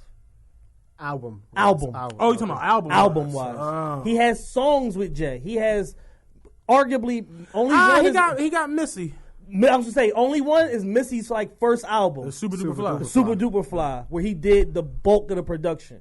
But R&B shit, it's not even close. Aaliyah and Genuine alone. Yeah, that's what I was gonna say. Aaliyah. And then you throw in the Justin Timberlake shit and all that. It's like that's why he has a show, the fucking Pop Game, because he knows how to do that shit. But then you look at Pharrell and it's like Pharrell made Happy. Yeah. Pharrell made so much money off of Happy. It's not even close. Pharrell made Blurred Lines. Pharrell made the 2 biggest songs in the last 20 years. Won the lawsuit for that shit. Didn't have to give up a coin for that shit. Timberland got some smashes though, man. It would be a good battle. But yeah, let us know what y'all think though. Jay-Z and Pharrell or Snoop and Pharrell. Definitely let us know about that. Yeah, definitely. All right, real quick before we change topics, I want to give a special shout out to the CWBA, constant sponsor of the show. So we got our shorts. Shorts are in. Hold on. I'm unboxing. We're gonna do the unboxing on air. You see it, bitches. TRPE, it's real. You know what I'm saying? They look like overseas shorts. Y'all balling. I mean, so special shout out to the CWBA, my guy Carl Wilkerson, sponsoring the show each and every week. In week 1, the Isaiah's Unlimited League Royal Family pulled out a close win against the Goodfellas in the game of the week.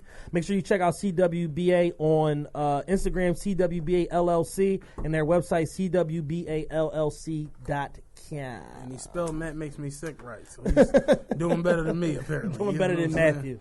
All right, let's leave music alone for a quick second. What the fuck did Rosario Dawson do? Because I still haven't seen it. Rosario Dawson's birthday was the other day, and she decided Taurus gang. She decided to bless the timeline with a video of her in the tub, titties exposed, which was nice. You see a little bit of the cooch, not a lot of it, not full frontal, but you know what I'm saying, the titties was definitely there. Curse it, I don't know if it was a hot tub or not. There were no bubbles, but it was definitely a tub. It was definitely a tub.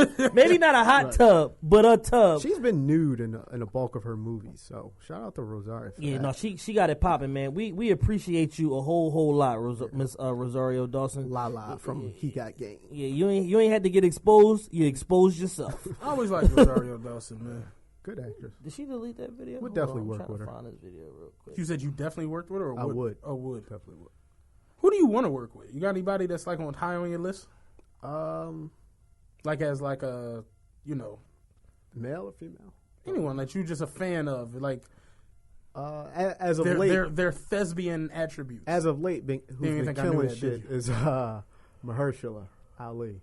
He's that won dope. the Oscar. He's dope. He's in a lot of shit. shit, He's in too. a lot of shit. He was Good in Hidden actor, Figures. too. I saw that. I'm like, man, boy, he pops up in everything. I hated him on what's the Netflix show? House of Cards. He pissed me off. Remy Danton, but he's a great actor. Oh, real quick, let's talk about how Billions ended. Yo, fuck Billions, yo. Yo, fuck Billions, watch Billions? yo. I haven't seen a lot of it. All right. Well, we can talk about it then because you ain't really. Talk about it. I'm gonna watch fuck it though. Billions, yo. Wendy going to jail when they come back. Wendy's going to jail. Fucking Chuck Rhodes. Fucking. You mad at him? I'm so mad at him. Like that's a different type of vendetta. I'm not liquidating. I'm not liquidating my fucking trust to get nobody locked up, yo. That's a different level of obsession. That's some more other shit. But them two been going at it so crazy over the last 2 seasons that it was like when I peeped what was going on, I'm like, damn. And then Lawrence Boyd flipped on. I'm like, my thing with Lawrence Boyd is this. Bobby wasn't the cause of your downfall. No. You legitimately were cooking treasury bonds. Mm-hmm. And you got busted. And you was fucking your right-hand man's wife. Yeah. To add insult to injury. So that's what led to your demise. You saw what happened to Nicky Barnes. Yes. Nothing to do with Bobby Axelrod. So to try to make him the ire of why you're in the position that you're in is some crumb shit. Shit, when you a billionaire though, when you buffing floors on some Martin shit, anything go through your mind. Yeah, that shit ended crazy. I can't wait for Billions to come back on. That's a good ass fucking show. Why don't you do a show, man, with me in it? I'm working on that. I got that up my sleeve. This too. is what you told me at the game. What I tell you at the game, Matt? You was like, I'm working on something for you. Yeah, I told this TV show based in Philly, and I said I got you when it go through. Ain't that what I said? Tell the people. That's what I said. That's what I'm saying. You said you got me when it go through. Right. Nothing happens overnight, Matt. Every time I see your name pop up on the screen, I'm like, yes, this is it. And then it's just like a yo, what's good? It's a yo, what's good with you? I'm like, nigga, is the role official yet or what? I've seen my name pop up once. No, a couple times. You texted us the other day in the group chat, and I'm like, oh, it's lit. That was for Deuces. Yeah, exactly. It was one time. Yo, you watched that joint, right? All right, I'll holler at you. But no, I am working on a TV show that's based in Philly. Based around... you told me you was working on a TV show based in Philly. Based around a... well, I don't want to reveal. Yeah, we ain't giving no ideas away. Yeah. You got to pay for this. You know what I'm saying? Fuck that. You should enjoy my party. I want to do a joint where it's like... I'm like the Black Al Bundy because I'm like irritated as shit driving the bus and I'm just snapping on motherfuckers all day. How Al used to do, like a comedy. Exactly, like a sitcom type joke. All right, well, don't say any more. Don't give no ideas away. We'll talk about it. Can we do the Real Housewives of SEPTA drivers? Can I be executive producer of that? That should be lit. SEPTA drivers is the new dope boys. You know what I'm saying? Bitch get a SEPTA driver. She trying to get pregnant the same week. Is that true, man? I'm not gonna lie. When I first started a SEPTA, you know what niggas say. I'm not gonna lie. Give them the speech of what the board told you when you had your entrance joint. Like, what do they say when they gather y'all? Oh yeah. When we was in training, he was like, "Yeah, man, you know it's about to be different for y'all now. You walking through the city, you got that S on your chest. Them hoes gonna be acting crazy, so you need to, keep both heads on a swivel." I'm like, "Is this nigga? We in the goddamn SEPTA? Is this nigga serious?" But no, real shit. When I first started there, I had a chick pregnant, and she had a miscarriage, praise the Lord. And wow. Praise the Lord. Hey, listen. Because she was pregnant, I remember I was coming out the house, and, like, her neighbor was talking to our friend. I guess the neighbor didn't peep that I was, like, coming out. Like, she didn't peep that I could hear him. She's like, oh, damn, that's boy, like, he works, man, you tear his ass up in child support court. I'm like, bitch, damn. I can hear you. What the fuck? Like, so the dude that gave y'all that speech was right. Dead ass. But nah, real shit though. I make jokes about it, but he really said that shit. But I don't give a fuck about none of that.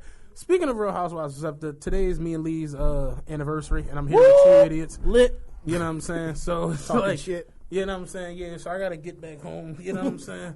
Like, but yeah, definitely been 6 years in with her now. It's been awesome, ups and downs, craziness. You 6 years in. I ain't even close to a girlfriend. I mean, you light skinned and got a full head of hair. It's like you want to have it your way. Fuck, I don't live my life like that no more. I be chilling, man. Allegedly, I'm not going to tell you about Kurt at the game, but yo, you keep making these lies about this game, man. I'm scrolling my Instagram. Kurt over my shoulder. I'm talking about every chick I scroll past. I did not, people out there. I'm like, Kurt, shut the fuck up. I didn't do that. I didn't do that. Kurt like, man, I'm about to cop a flight. Get the fuck out of here. All right, yeah. What other topics we got? Real quick, before we get into this the shrinking media topic, Meek and Yo Gotti announced the Against All Odds tour this week in conjunction with Tidal and Live Nation. I think they're doing like 20-something cities. And it doesn't stop in Philly. Philly is not on the tour. Oh, it is? Reading, right? Reading. Wow. I think they're going to add a Philly date probably like at the end or some shit. The way they route these tours sometimes is like weird because they be trying to guarantee sellouts. Yeah. So I think they're going to try to like do Reading, because Reading people would come to Philly before they go see a show in Reading. So I think they're trying to sell the Reading show first, and then once they know that's 80% sold, then they'll add the Philly date. Is Memphis even on there for Gotti? I don't know. I didn't look at it. That would be strange. But yeah, so they're doing like 25 cities. Meek also launched meekmill.com this week, so it looks like he's like back on his like I'm a rapper shit. That Dawn he got is really nice. Beautiful. Yeah, that John's gorgeous. So it's like, I mean, it looked like Meek is back on his rapper shit. Like, I'm happy for him. He's bouncing back from a rough breakup with a fucking pop sensation. Yeah. I'd probably still be under my bed right now. Nigga's taking it better than most people. Yeah. Looks like he's fucking his way through the pain as any man should in his position. Well, at least they're not like, he's not like talking Nikki, shit in the media posted about, that picture with Nas and the whole internet lost it. Yo, the internet went buck wild. Yeah, like people putting up posts like Meek don't do it. I'm glad he didn't react though. I'm glad he didn't react. What's there to react to? It's like Nas ain't about to rap beef with Meek Mill. That's stupid. And Meek ain't gonna say that. Like, motherfuckers just went way too overboard. Yeah. Mind you, like, Nicki apparently said that she was like hesitant to even post a picture out of fear that like motherfuckers would go left with the shit. Yeah. She like, it just was a picture with a motherfucker that she cool with. You know what I'm saying? And you know the world we live in. You know what I'm saying? Motherfuckers had them engaged and Nas dissing Meek Mill in 2 hours. You know what I'm saying? People run with the dumbest shit. The dumbest shit on earth motherfuckers run with. All negative. Nobody runs with positive. Never. Nothing. Never. We talk about this shit on here. It's never any positive shit but negative shit go on for 4 or 5 days. I mean, nobody learned anything from the guy in AC with stopping the young boys from fighting. Motherfuckers is just still encouraging fights like it's nobody's business. Mm-hmm. Like it's going out of style. I seen some girl was fighting somebody and got a cup of piss thrown on her the other day. I'm like, yo, y'all are losing it. Like, y'all are losing it. Like, I'm like, and who pissed in a cup? Exactly. Apparently, somebody's mother pissed in a cup. What? We really at the end. Yeah, it's getting there. Over. Yeah, it's almost over. Whatever God y'all believe in, just make it get right. Right.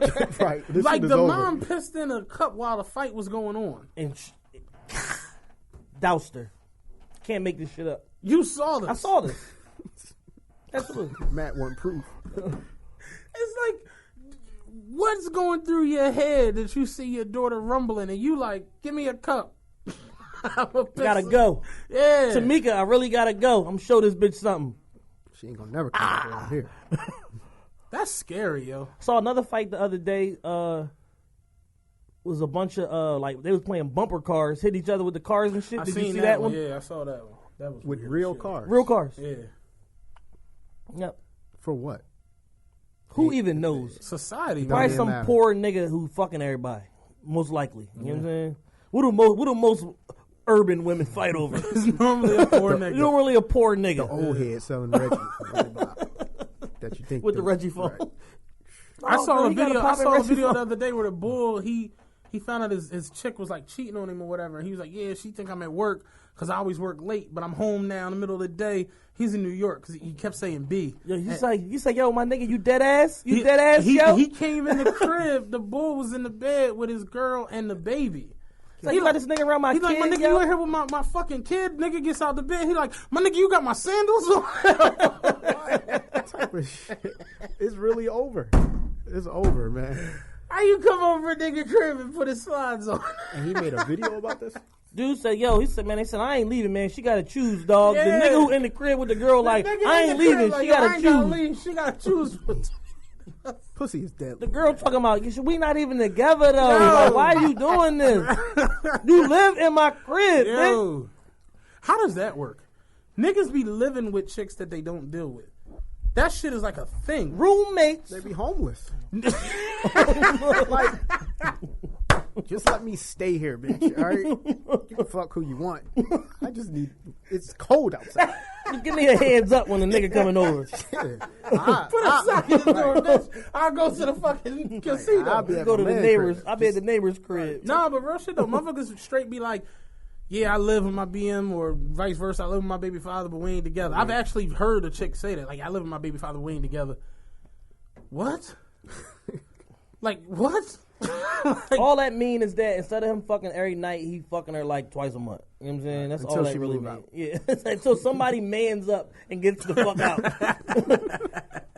They having a Mexican standoff trying to see who's gonna leave. who gonna leave first? Not putting shit in the refrigerator. Bitch, I don't think I need to fucking use my income tax, you know what I'm saying, to move out because you claim the kid. So Well, like, shit, I ain't leaving.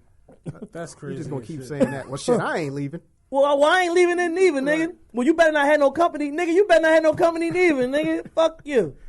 That's crazy as Take shit. them bitches over your mom's house. You still gonna wash my clothes? Fuck you, nigga. All right, real quick, before we go into some of these questions, man, the media is shrinking left and right. Yeah, black media in particular is shrinking at a rapid rate. BET is leaving its Washington, D.C. headquarters. They're completing the move to New York City in the Viacom's office. For those of you that don't know, Viacom is their parent company. Viacom owns like half of cable television. BET, MTV. BET, MTV, VH1, MTV2, VH1, Comedy They own every Central, I goddamn think. Comedy Central, and then like Ted Turner owns the other half. Right. So it's like them and then like TNT and TBS own the rest of the shit. And their DC office had been their home for 40 years. So after 40 years, it's like this shit is really like the end of a fucking era. So it's like they have 40 employees and 72 freelancers, and they're basically going to like, they haven't announced any firings yet, but I know they're going to fire a lot of fucking people. All them freelancers is in There's the a lot of bush. shit going on at Viacom. I got folks that work there. They Yeah. say it's a mess. It's like a lot of shit It's, going on. it's horrible. You know, Stephen Hill is out at BET. Zola, who was head of content at BET, I think she was head of content. Don't quote me on that, but it's a mess over at Viacom. So, I mean, from the looks of things, it looks like they're going to now rely heavily on Viacom staff for a lot of stuff. Like, so, Viacom people, you ain't getting it no easier neither. Now you got more work to do. So you think you winning because they shutting fucking part of BET down. No, motherfucker, now you work for BET too, nigga. But I'm a white guy. Yeah, you work for BET too, Right. nigga. BET is who owns owned by BET? what? It's owned by white people, right? Owned by Viacom. Bob Johnson cashed Bob out. Johnson cashed out $3 billion. And he has a streaming thing now. Like Netflix is not as big, Yeah. obviously, but he's building it. Yeah. So that's his new venture. No reason to think that it won't go. Yeah. The man got a pretty good track record. All he needs is content. So on the other side, on the print, so that's television media. Print media, Ebony Magazine is closing its Chicago headquarters and moving in with their sister company Jet into their office space in LA. They're laying off 1/3 of their staff to make room for the move. Jet editor Tracy Ferguson is now going to oversee both publications. So they let go of Kyra Cowles, who was the editor-in-chief at Ebony, and they're firing 9 more of their 35 total employees. Wait a minute. Ebony Magazine only had 35 employees? Exactly. Damn. And now they're down to 24. No, 25. Ebony was on. Who owns Ebony? White folks, right? No, Jet. Jet's owned by black people. Yeah. We still got that, Jet. We still Yeah. got Jet owned Ebony. Okay. So now Ebony's office space, you're done. You're going to come move in here with us. Because most of the shit that like black people think is like black is owned by white people. Like Yes. BET. The black people that started The it Apollo cashed is out. like owned by white people. Like, Yeah. Yeah, Everything- that's why Steve Harvey's there doing the show. Everything that's like historically black is owned by Yeah, white people. Steve Harvey, you think Steve Harvey at the point he had in his career getting paid by a black person? You got him fucked up. Right. Steve Harvey, $100 million nigga. I'm not waiting for no black person to cut my check. You got me fucked up. Steve Harvey's still a nigga at heart, though. I watched Family Feud the other day, and it was the black family, white family. You know how they do that shit. And the question was, if you was married to Steve Harvey, what would you do every day? And the white boy was like, I'd rub that bald head and rub this shit. Steve almost socked this nigga dead ass on the show. Did you hear about the letter that Steve wrote to his staff? No. About scheduling appointments I and heard shit something like like that. I didn't read it, though. Appointments to talk to him. Yeah. He basically had Steve Harvey for the last I'm worth $100 million now, so 6-7 years. He had open door policy as far as doing the Steve Harvey show in particular. And because of that, you got all of these people in and out all day. Production assistants, production people, writers, this, that, and the third are literally just bombarding him with shit all day long. This $100 million nigga and somebody who has 10 fucking jobs. So it's like in between jobs, he's trying to take a 90-minute nap or whatever like that, and he can't because people are constantly in and out of his dressing room all day. So he wrote them a letter basically saying, hey, schedule an appointment. Like the abusing my time stops today. And somehow, some way, the media got a hold of it, and they were talking about it on the Breakfast Club, and they were asking, like, is this good or bad? And Charlamagne's like, it's absolutely the right thing to do because if he has an open door policy and he's not in the right frame of mind and he's not properly rested to do the show, you can't disturb the talent. Right. You know what I'm saying? If it's a Steve Harvey show, you can't have Steve Harvey not in the right frame of mind because a fucking production assistant trying to get her sister hired. Like when Steve Harvey is rested, he still can fuck up and read the wrong thing. So it's like, you never know. You know what I'm saying? So it's just basically like, yo, cool the fuck out. I'm still here. I'm still Steve. Schedule an appointment, and some of that shit, don't even bring it to me. Like, it's dumb shit. Understandable. Right. We didn't have any social media topics this week. Nah, it was. Was there anything big on social media this week? Bunch of bullshit. Philly versus Atlanta was this weekend. Oh yeah, Ruggs and all that shit weekend down there. The white party. Yeah. I had a legendary tweet about it the other day. Ruggs had a fucking picture with him, Jadakiss, Yo Gotti, Meek Mill, Fabulous, and Penny Hardaway, James Harden in the back, and Penny Hardaway after scoring 10 in the final game. And shit. I have a theory on James Harden. I think James Harden through the Spurs series we can go to Ruggs weekend. Stephen A. Smith was on ESPN like, yeah, there needs to be an investigation. Right. Somebody drugged James Harden. Because I didn't recognize him. Yeah, I'm like, what the fuck? Like James Harden, like, do I really feel like playing Golden State and getting routed? Spurs had them niggas by a dub today. Kawhi got hurt. Kawhi went out. It was over. Bushes. Yeah. That series is over. Yeah, pretty much. All right, let's get into a couple of these questions, man. We got some decent questions in here from the people. Again. Here go a good question. I work in a corporate setting, and I've noticed that anybody black that works with me that gets any type of promotion or any type of power abuses it and acts a fool. Do you know why that is? Because they niggas. Because niggas ain't never had shit. Right. That's why. And they can't hide who they truly are. And anything elevated in the slightest manner becomes its true self. So if you're a crazy, maniacal nigga, you get put in a position of power or somebody give you $1 million or whatever, you're just going to be more of that. You're not going to all of a sudden sober up like, I probably shouldn't spend $600,000 on a Dawn. Absolutely, I'm spending $600,000 on a Dawn. I understand what she's saying. It's like the house nigga. Man, like, niggas had this thing where it's like they got to, like, kiss ass to, like, make it to the next plateau in the work world. You know what I'm saying? I work with motherfuckers like this. We got white supervisors. You don't even know they exist because they that cool. Like, driving a bus, the worst shit on earth is being early. You know what I'm saying? If you early, it's like a cardinal sin. No bullshit. I was like 6 minutes early one day. White supervisor pulled up on me. You know what he said? He's like, yo, slow down. There's fucking supervisors out here. And shut off. Black supervisor would have got out, made a whole scene, did all this. It's just like, I don't understand. Matthew Kane. Yo, what's your account number? Hey, yeah. You know what I'm saying? So I totally agree with her on that joint. Like, blacks, when they get any type of anything, assistant manager, it's over. It's curtains. You know? Like, you know about the owners, right? About your mind and shit. I'm saying this corner right here, 11%. This shit is mine, motherfucker. I got stock options. Fuck y'all. Crazy. All right. Do you think that anybody will ever reach the star power that Michael Jackson had? No. Hell no. Fuck no. Not at all. No. Hell no. Fuck. That was an easy one. Beyonce is the closest thing that we have, and y'all pirate her fucking music. Y'all don't even appreciate her for the fucking national treasure that she is. So it's like, honestly, now that I'm thinking about that shit, like, Michael Jackson beat like child molestation. You know what I'm saying? Danced on top of a car with pajamas on and a Captain Crunch jacket. Wildin'. Mike straight he went down. That's because he knew he wasn't going. He like, man, I already figured this shit out, man. I'm saying, this is formality. Like, where the fuck I want the court? Drake, Jay-Z, nobody could go through. Nobody could get arrested and charged with child endangerment for sexual activities. And and still make people faint. Still run around with armies and all that crazy shit. Like, there's no way on earth that's happening.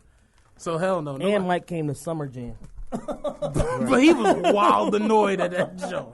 Mike really got the Summer Jam, was like, damn, this is really where I'm at with it. Like, shit. Whitney was huge, and I don't think anybody's ever going to get to Whitney. Whitney beat crack. Like, the whole crackhead type shit, you know what I'm saying? Yeah. And it's like, Beyonce couldn't do that. Beyonce, like, couldn't become a crackhead, and we still, like, you know, I don't think so. You know what I'm saying? I think the Beehive is kind of loyal. They'll start doing crack. Whitney was like, smoking crack. Right. Whitney was wilding on like. Yeah. Remember the interview, the Diane Sawyer joint? She was like, crack is whack." That's like that was the worst answer. You know, I love Whitney. We don't do crack. Like she said, "Yeah, do you smoke?" She's like, "Crack is cheap. Crack is whack. I make too much money to smoke crack." Like. You on crack. All the wrong answers. Like if somebody came to me like, yo, you know, Chad on crack, and I come to Chad like, yo, you on crack? And Chad like, crack is cheap. Crack is whack. I make too much money to smoke crack. I'm like this nigga's on crack. Chad on crack. What the fuck?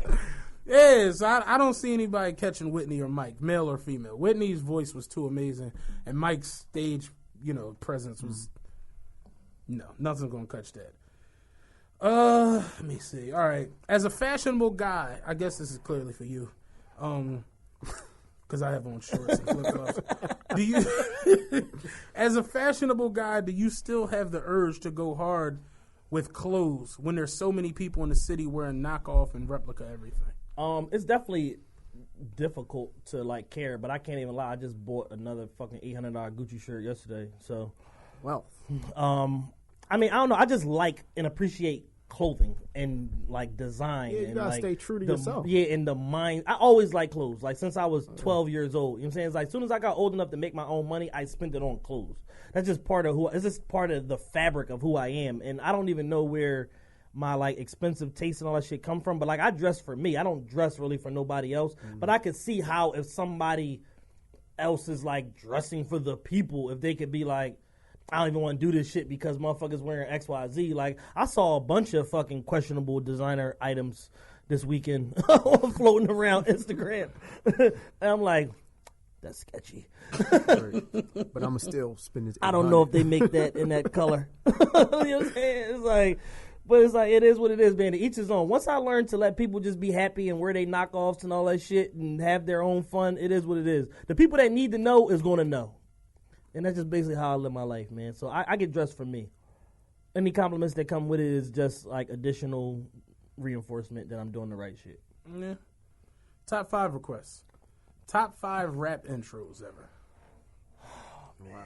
Wow. Meek Mill, Dreams and Nightmares is definitely in there. It has to be. There's no way around it. Jay-Z is Hova the God. Oh. That was volume 3 or Dynasty? That was I'm acting like that kid say me on camera. I'm like, no, chill, bro. Don't put that in there. No, that's in there. Nah. Intuition is there, even with my visions and Oh, you're talking about the Dynasty intro. Know if I could go. Yeah, that's Dynasty, right? I thought you were saying something else. My fault. Yeah, Dynasty intro is definitely in there. Yeah, absolutely. Jay-Z's The Prelude was good, too. On Kingdom Come. I listened to Kingdom Come once, broke some weed up on it. And count your shit. Yeah. Now break weed up on it. So that's 2. Little Wayne Carter 2 intro. Carter 2 intro was great. That's what was the name of it? The Carter, right? No, it was like had a 4 name. of them. No, I'm talking about the song itself. It had a name. It definitely had a name. It wasn't like the intro. Oh no, that was Carter 1. My bad. Yeah, I'm gonna just stay out this one. I can't think of the I'm joint. sit this one out. While Chad's putting this together, I'm gonna say Stillmatic is probably the best intro I've heard. The Dynasty intro, Dreams and Nightmares. Would Follow the Leader be considered an intro? Eric B. joint, Rakim, since that was the first song on the album? If so, then yes. I'm putting that in there. And I'm going to go ahead and put Drake intro on Nothing Was the Same up there. That joint was everything. Tuscan Leather? Tuscan Leather was Tuscan excellent. Leather is stupid. Excellent. Carl tried to tell me it wasn't like great. I'm like, Carl, relax. Tuscan Leather is stupid. Tuscan Leather. Oh, Lil Wayne joint is The Mob. The Mob. There you go. I couldn't think of the name of it. Yeah, that was good. Stupid. That was good. Here we go. I think all these different weekends in different cities is a great idea. But when I look at vids and pics, it's fucking 10 niggas in a section to 1 chick. What can we do to get more exclusive females to come out? This is clearly for you because I don't do All right. sections. The exclusive females thing is this. The nightlife in Philadelphia has dramatically changed post-AI era for two reasons. One, there is no AI. Two, there's no Lou Williams. And three, there are really no like top flight dope boys that are of a certain age, like the guys older than me. A lot of them guys are dead, doing fucking 13 years in the fucking feds, or the ones that skated out of them indictments and all of that shit, they reserving their money, so they're not coming out. So once you factor in all of those different things, it's no service that's being geared towards the women. So women of a certain caliber were used to being able to come to the club and know if this athlete or this dope boy don't grab me, all of us out of line and pay for us, somebody else will, because they coming from an era, early 2000s, where everybody had money and everybody was coming outside. You had AI, Beanie Siegel, all of the fucking state property niggas, all of the other Sixers that was tagging along trying to do what AI was doing. The ball players from other cities that would come here was going out because they want to see where AI was going. You know what I'm saying? So it was a chain reaction of different people following around different shit, trying to see what Chuck going to do or what Bean's going to do or what Steve Brody going to do. You know what I'm saying? Like chasing motherfuckers that was really having that bag and spinning it. Motherfuckers that got money now, they afraid to let that shit go. So it's like when you see the young niggas, all they know is we hustle on the block all day. It's 10 of us. We spent $2,000 for this section. Everybody put 200 up. Fuck them bitches. So it ain't no courtesy to the women. Man, that bitch, man, they ain't putting on this shit. You know what I'm saying? She fucking. So it's like, if it ain't like, it ain't about being in the company of beautiful women. It's like, right. Oh, she fucking, she ain't fucking. Oh, man, fuck them nut ass bitches. Like, so that's what you see. You see globs and globs of niggas around and no estrogen. And then normally these are the same niggas that's getting shot or shooting something after the club because their energy is so riled up and charged up that they getting met with, their aggression is getting met with more aggression. So it's like, if y'all insert some women into y'all circumference, it'll calm all of that bullshit down. So it's like, it's very, very hard to get, it's still bad chicks in Philly. Don't get it fucked up. Right. They don't come outside. I know a lot of them. They don't come outside. A lot of them was outside last night, though, for Trey Songz shit at Vandy Grand. I walked, it was like, fucking VIP, like, what the fuck? What are you doing here? I ain't seen you in years. What are you doing here? What are you doing outside, number one? And what are you doing in Vanity Grand, number two? Trying to suck Trey dick. Yep. Hoping that Trey passed them a cup of his piss and asked them to drink it. Let me ask lust in their eyes was like, yo, Trey, please shit in my ear, Trey. Please. Anything you want. I love you. With the way that the season ended, who do you got still as your MVP? Is it still Russell Westbrook or is it still Harden? It's Russell Westbrook. Russell Westbrook? Yeah, I got Westbrook. I think the NBA is absolutely ridiculous now with this whole award ceremony shit that they're doing. For money, all for money. Yeah, but I'm telling Ron, I told you, like, I remember the night AI got his MVP. Like, holding that joint up before the Raptors game, like, that shit was done. And that, just the thought of that not being around no more is like, damn, like, the fans can't even cheer for their player who just won the MVP. It's like, you got a fucking award ceremony. It's like, I really hate where money is going. Like what it's done to certain things. It's all about commerce and that's expanding the game. About. That's just it made it into a show, right? It's a it's an award show. Yeah. And Drake's hosted by Drake. Yeah, right. Question for you real quick. I'm just no, not in there. I'm just asking you. You're a movie guy. What's your top 5 movies? Because we did that on our top 5. Malcolm X. That's my favorite movie of all time. Goodfellas. Casino. Damn. I don't really go past that. That's it. Top 3, really. You said 4 movies though. You said Malcolm X. Goodfellas and Casino. Oh, I thought you said something else. We did. Did you listen to our top 5 episode when we did movies? I don't think I don't think I caught that. Killer season. Exactly. Fucking exactly. Yeah. I'm missing some episodes. I want to, because I literally, it's like 4 questions in here that are all pertaining to the same thing. You're trying to find a way to like group them into one, group it all in. Cohesive question. Women want a woman on the show. Okay. You want to handle this? All right. Chad's gonna go left. I Used to already be know. on a show. I was on a show. With a chick. Yes, exactly. And then we're gonna wrap it up All right. after that. I'm about to give y'all a psychology lesson. I'm gonna say what I feel after this. The too. I'm reason gonna let you the go. reason why y'all want a woman on the show is twofold. One, you want people relate to people that look and sound like them. So naturally, a woman will relate to a woman more. I get that. However, I and Matt are not prepared to put a woman on this platform simply for the sake of putting a woman on the platform. It needs to be someone that is smart, intelligent, is going to do the same work and research that we do to put into the show so that the chemistry meshes well on air with us. Second fold, y'all only want a woman on the show because of the fucking Breakfast Club. That's the only reason why y'all want a woman on the It's show. tradition to have two You know what I'm saying? men and Now one it's woman. now because the Breakfast Club is as big as it is, it's become tradition to have two men and one woman on a show. However, there are so many different other mediums that have one guy or one woman or all women or two guys like me and Matt, or Joe Rogan's show sometimes has 10 fucking guys. Like, we don't have to fit into the box of being the Philly Breakfast Club. I don't want that for my show because I personally fucking hate the Breakfast Club. I don't think it's that good. Like, I like Brilliant Idiots way more than I like it's the fucking Charlemagne Breakfast Club. show with Envy sometimes making sense and Angela Yee sitting there trying to get her shit off. It's not a very good structurally sound program. Y'all watch the Breakfast Club because they get top flight guests. It has nothing to do with them as a collectively being a great medium. Right. And y'all just get me. You're good. Thanks, Matt. No doubt. You know what I'm saying? So it's I'm trying like, to get a role.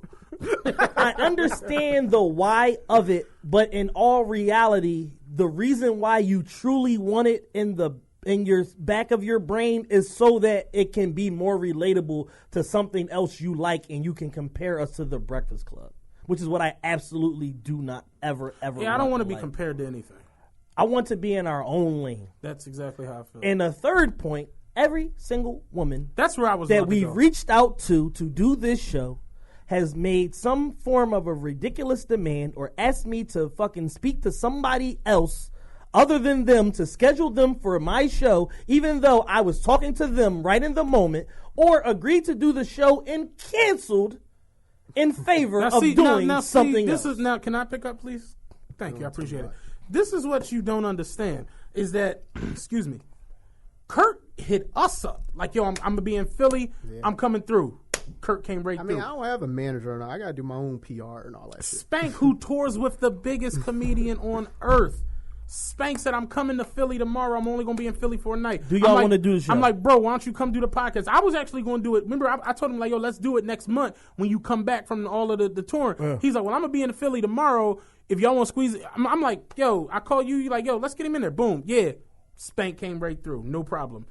He hits AO up for the this is crazy part. AO was not supposed to be on the social media episode. He didn't want to do it. It was supposed to be he didn't want to do it. It was supposed to be a woman and Nerd Nash. The day before, she canceled on us. To do a local television network in Philadelphia. And we called AO and it wound up being a classic fucking episode. So here we are with AO, who is a drunk, but he's a street ball legend. Spank, who is touring and doing his thing, shows, movies. You doing your thing. You got the fucking #1 thing on Netflix. And y'all come right through. It's no problem. We've reached out to a few different women. That do different shit? Chad literally, I'm talking about, I watched the whole, like, you know how, like, you turn the pot on and the water starts to boil? I watched it boil to the point where he was like, fuck this. Like, I'm not even going, because it's so ridiculous. It's like, why are you sending us through people? And we're like, yo, you're not Oprah. Contact my publicist. It's like, sis, I'm talking to you right now. Like, why can't you look in your phone like I do and look at your calendar and see, oh, hey, even if it's 19 Sundays from now, to say, hey, in 19 Sundays, I'm available. I mean, that's the fucked up part about entertainment. A lot of people want to be famous before they put in the work. And it's like, why am I calling your manager You ain't booked for nothing else. You have nothing going on. on. You don't have a schedule. Tell me, come on this fucking podcast and do what the fuck you do. Like, and the show we did with Spank, which if go back and listen to episode 6, Styrofoam Cup Boys, was fucking excellent. Did a lot of downloads. Spank couldn't do it at night because we always record at night. Yeah. We changed around our recording day and time just to fit. We'll work around. And went and picked him up and dropped him off. Real talk. People got to to get put the that work show in, done. man. You know what I'm saying? It's like, yo, I'm a worker. Matt's a worker. You know what I'm saying? We put so much work into this show. I'm sorry, y'all, that we make this shit look so easy and so fucking effortless. And that y'all think that this shit is just, you know what I'm saying? That's part of my gift. I'm that nigga. Part of my gift is making hard shit look easy. Here come that ego coming down. You know what I'm saying? So I'm sorry. I spoke too soon. I'm sorry that me and Matt have this tremendous fucking blind chemistry that we make this shit look so smooth. It's not easy to do this shit. I was saying it the other day to one of my homies who was like saying it to me about like, oh, she says, yo, you need to have a woman on there because she's like, some things y'all talk about, it's like y'all are just agreeing on, and I'll be like, oh, I don't agree with that. So I said, I'm like, well, why don't you come on? I mean, come on there, like you just said. I hate that. I'm gonna talk about it. Go ahead. You just said you should have a woman on there. I'm like, well, why don't you come on there? You break. And she was like, you ain't had a woman up there yet. A woman guest, none. I'm like, well, why don't you come up there, break the ice? And she was like, I mean, because I got so much to do. It's like, when do y'all record this? And I'm like, we'll record around you just so you can come up there and be the first. And then she saying it like, yeah, you haven't had a woman. Y'all don't have a woman co-host or a woman guest. I'm like, so I started breaking down who we asked, who. And then she like, oh, damn. And I'm like, yeah. It's really like a list of women that we reach out, and it's always something. Like, don't make diva demands. Like, because I don't get diva demands from other people. You got to understand, we not the Breakfast Club. So, no, we not sending you an Uber X. We'll come get you. Right. No problem. I'll Uber you. I'll come get you, bring you something from Wawa, too. Like, whatever. But understand that we don't have a Viacom behind us. Yeah. This is grassroots. So it's like we reach out to you. It's because obviously we think highly of you. You see, we're not bringing bullshit up here. We've had working comedians, working actors, working writers, producers, workers up here. Nerd, who runs one of the biggest cultural sites up, you know what I'm saying? It's like, oh yeah, Nerd is relaunching nerd@thecooltable.com. He's going to feature all of our episodes on there also. Wow. Shout out to Nerd. Nerd@thecooltable.com. Check that out. But it's just like, yeah, like that. You build relationships and you go on from there.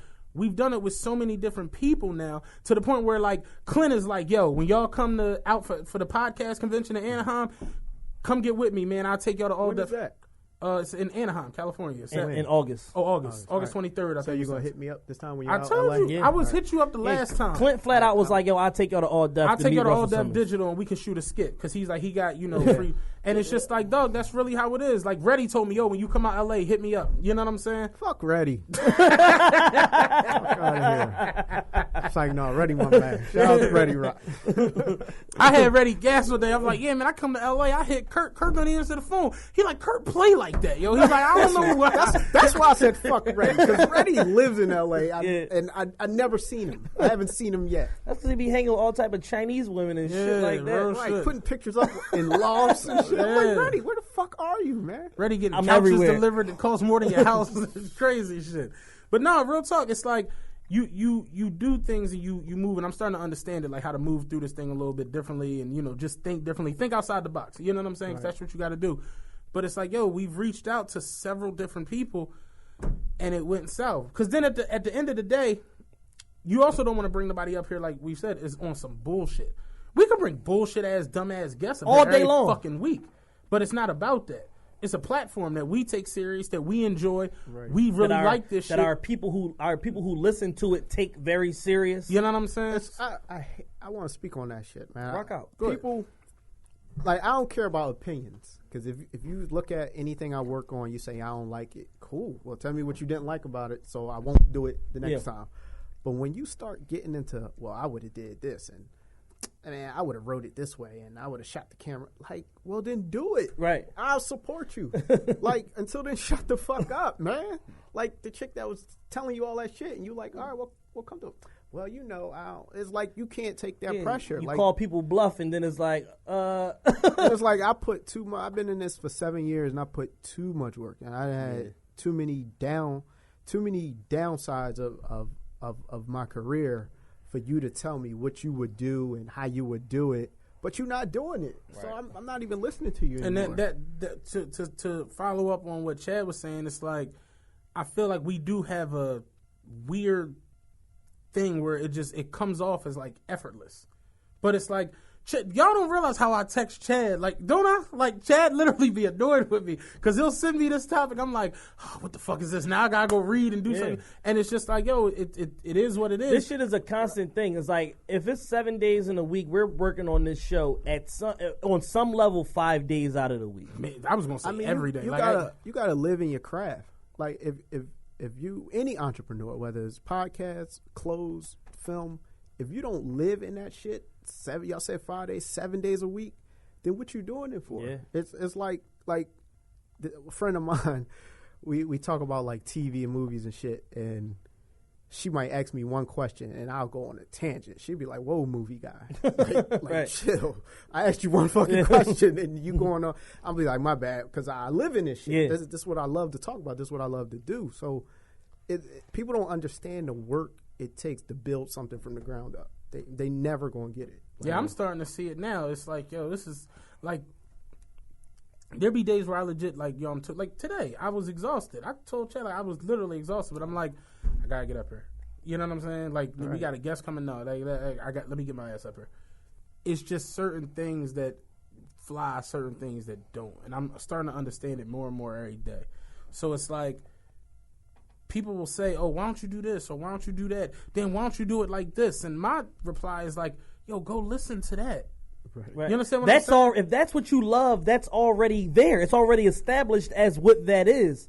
Come to us for the real shit. Come to us for intellectual conversation with a comedic spin to it. Come to us for something different. If you want that mold of whatever that medium is, it already exists. You like it already. It's okay to like something else. It's like you look at Breakfast Club.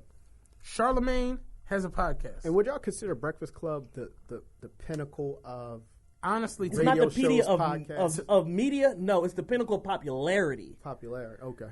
But as far as the quality of the media, text don't run circles around them. To me, like, honestly, like Brilliant Idiots is way better. When it comes to Breakfast Club. They gotta have somebody extremely interesting for me to like click on it and watch the interview because the interviews really be that. Right, bad. I haven't watched all of them. No way, hell no. Right, but like I just watched the Chris Rock joint. Before that, I think the last Breakfast Club joint I watched was like Oskino and Petey when they was on their whole little that tour. Was terrible. I was like, damn, Owen Petey was so much better on Drink Champs. You know, it was like two completely different people. And Petey was so much better on Doggy Diamond's podcast, and O was so much better on Textone, and he was so much better on what's the name on Drink Champs. That's what I said on Drink. Yeah, Owen Petey was all that on Drink Champs. Talking about getting booked coming from the Roosevelt John Roosevelt Boulevard. It's like the Breakfast Club, like he said, it's just a popular thing, and it's like the format that everybody's like the comedian, the nigga that's in the music game, and then the pretty chick. And it's just like, yeah, that's a cool format. I mean, I understand that it works, but it's like, understand this ain't a radio show. We don't work for fucking iHeart. You know what I'm saying? It's a podcast. So it's like, Charlemagne has a podcast, Angela Yee has a podcast, DJ Envy has a podcast. Neither one of their podcasts is even remotely close to the same thing. Envy has a podcast with his wife. Charlemagne has a podcast that I love with Andrew Schultz, where they basically go back and forth all day from the black and the Jewish standpoint. And then Angela Yee has Lip Service, which is just hoes talking sex podcast. Yeah, exactly. You know what I'm saying? It's like you're not going to Brilliant Idiots to listen to sex talk.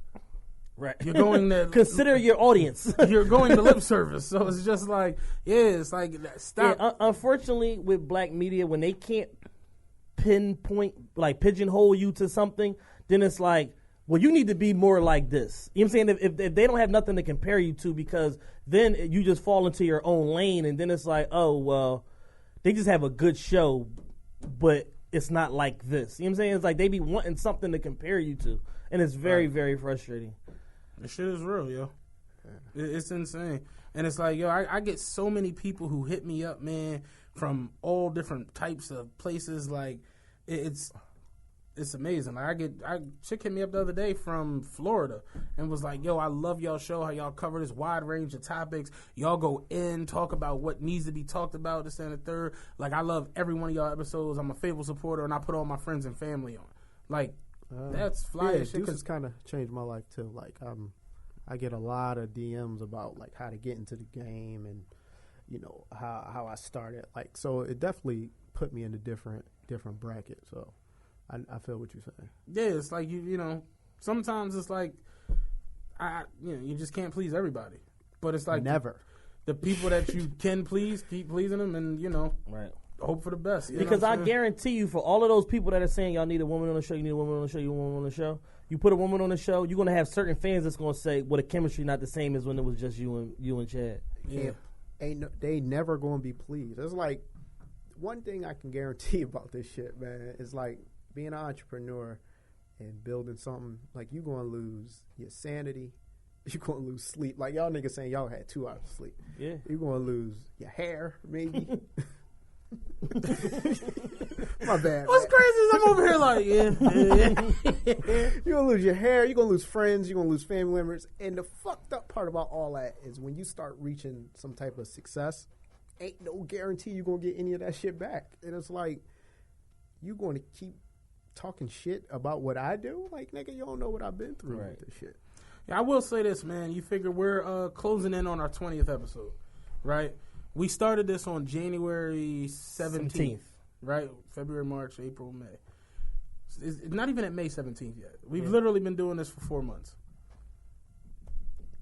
What we 200 and some thousand downloads, almost a quarter million downloads from a grassroots podcast. I'm not talking about somebody who's on what's the big one? That's Loudspeaker. I'm not talking about somebody or play it. I'm not with no real marketing. Nothing. This is just 2 dudes who was cool with each other and was like, "Yo, let's do a podcast." And literally, this is from us putting it out on Facebook, putting it out on Instagram, putting it out on Twitter that we got a podcast, and people who follow us that tell their friends, and those friends tell another. Right. This is word of mouth. Word of mouth, we got an episode that's got almost 100,000 downloads. And this goes back to Chad. We actually had a discussion earlier this week with one of our female listeners about the whole ad and marketing thing. You want to talk about that a little bit? Yeah, we had basically a conversation because Matt said something on air, which is basically like, yo, people, basically the whole conversation stemmed around people attempting to wiggle their way on the show when really all they needed to do was just buy an ad and advertise whatever their product is or pay us for a product review. So this comment was basically from Matt like, yo, do you really have a business if you don't have an ad budget or some sort of marketing, expense that you're willing to incur for your business? So there was a whole back and forth between us and, a listener of the show and also a friend of mine, somebody I've known for a very, very long time. And it was basically like me explaining to her, like, the benefits of marketing with a podcast. Like, the difference between radio and a podcast is that radio, once it happens, is over. Unless somebody's sitting there with with some sort of ripper box to catch that radio stream and to download it, once it happens, it's over. Whereas with a podcast, it's recorded, downloaded, stored on the internet, and it's here forever until we delete it from the internet. So you never know if that episode that you paid for marketing on based off of 10,000 downloads, if it turns around and gets 250,000 downloads, I can't come to you as a business owner and ask you for more money because you got more than what you paid for. That's just your luck of the draw for being in the game. As they say with the lottery, you can't win it if you're not in it. Right. So if you're not actively advertising and participating, you never know which one is going to be that episode that you put your ad on, and then it goes to the fucking moon. We don't know when we're going to have our Birdman moment. We don't know if we have Gilly the Kid or somebody up here and 300,000 people decide to download the fucking episode.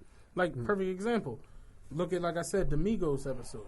That was our 3rd episode. It gets downloaded thousands of times. Every week. So if you bought an ad on that for, what were we charging Dan? Let's keep it real. $40. $40 for ads at that time. You bought an ad on there, every week is thousands of people listening to that. Now what happens in a year when we move to the upper echelon of things and now you getting 50, 60, like Brilliant Idiots does $250 a week. Like, they new episodes come out, they do 250,000 downloads a week. Joe Rogan's doing millions a week. What happens then? Because you know what people do? People who become a fan of the shit, like I did with Brilliant Idiots, like I did with Drink Champs, went back and listened to all of them. Same thing I did with Taxstone. I went back. I got even Tax. I went back and listened to to 2 episodes, and I went back to the beginning. I was like, I love this shit, and that was like, and once I got through all the Taxstone shit, I was like, yo, we got to do this fucking show. I'm like, the whole thing with Taxstone show. I liked his approach, but I also liked the fact that his profile was more closer to mine as from a who he is standpoint than anybody else in media at the time. So I'm like, yo, if he can do this shit, I can definitely do this shit. You know what I'm saying? Because it was like, he's a regular guy. He's not like no guy that been on radio for fucking 30 years or whatever fucking he doing a podcast. That's like a natural transition. He's a street guy that decided to do a fucking podcast and the shit worked because of his perspective and the way that he. And one thing I want to say to your friend, our listener that we was talking about it with, I wasn't saying like, yo, you got a small business, why don't you have an ad budget? My thing was, you're reaching out to me, to him, like, yo, let me come on a show so I can just enter third. It's like, well, just buy an ad.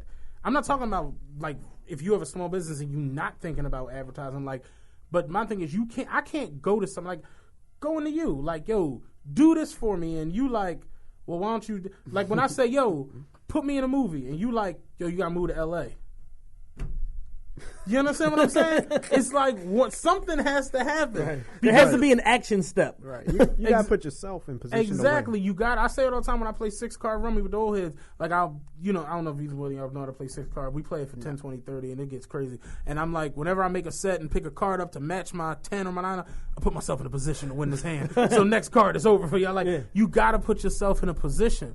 If you don't do that, you can't really expect the next person to be like, oh, all right. Chad, like, yo, let's do the podcast. He kept going pursuing it, and it's like, all right, Chad's really serious about this. Let me see what's up. It got to the point where my final statement on it was, hey, I'm doing this podcast with or without you. Do you want to do this? And then Matt found a studio, and then then I came up in here and met with him with Justin with the studio, and then now 4 months later, almost 250,000 downloads. We have 2 national sponsors starting in the next 2 episodes. Like. We have one sponsor that's local here in Philadelphia. Somebody I knew his whole life since he was a fucking baby. And he's sponsoring the show week in and week out. And he gave us some cool fucking shorts on top of that. And made us a sponsor of his league. That's what's up. You know what I'm saying? It's like, we got 50,000 streams too. So we got almost over 300,000 listeners. How about it? That's what's up. Shit is real. You know what I'm saying? Congratulations to y'all. It's all grassroots, man. Hey, we appreciate it. It's been a good 4 months, man. Yeah, man. So I think that's everything in our universe for right now. Any parting shots before you get out of here, director, producer, writer, Kurt? On Netflix, Deuces, Brotherly Love, and Streets are all on there. 3 great projects I was a part of. So check those out if you haven't. Quincy seen them was already. a piece of shit in Brotherly Always when are you gonna get your acting back on? I don't want to act. You had a small role in You had a small role in Deuces, didn't you? He's in Deuces For like I a made split a second. split You made a little- split little joint. Picking the package up. Yeah. I had a little role in Streets. Streets that I didn't want to do none of them. Yeah. Right? But Streets. They looked around and was like, yo, we need a light-skinned nigga. Right. The Yeah. person we need a light-skinned gangster. Anybody here? Kurt, get it, hop in. Streets was our first movie, so low budget. The person that was supposed to do that part, backed out on us last second, and it was like, Kurt, not nobody else. You got to be Flex, and I was like, You was Flex, and Dev was Burger. And Dev was Burger. Dev got the shit smacked. It was only a movie though, not in real life. But Fucking two. Yeah, you gotta do what you gotta do, man. Like the same people that was, fronting on us when we was doing Streets because it was so low budget. Streets a good movie, man. Like I actually enjoyed Streets. Streets a good movie. I actually enjoyed it. We harp on good stories. It has to. I like all make Sparks. sense. I want to see Sparks act more man. Sparks has the such shit. a energy, His about charisma. him. Yeah, he just has that shit. I was watching State Property 2 last week. Remember he ran up, the bull was on the phone. He said, nigga, you on the phone? Yo, we getting robbed right now. and I bet that wasn't in the script. Yeah, like Sparks just has that. We in the hole for 90. Yo, you ain't moving? You ain't moving? like Sparks has that. Like I like Sparks a lot when it comes to acting. I want to see him do more acting. Yeah, but that's all I got. Working That's on all I got. a lot more. I got a lot more shit coming for you. Most importantly, gonna put us in a movie. That's We important. doing the remake of Who's the Man? Remember Ed Lover, Dr. Dre?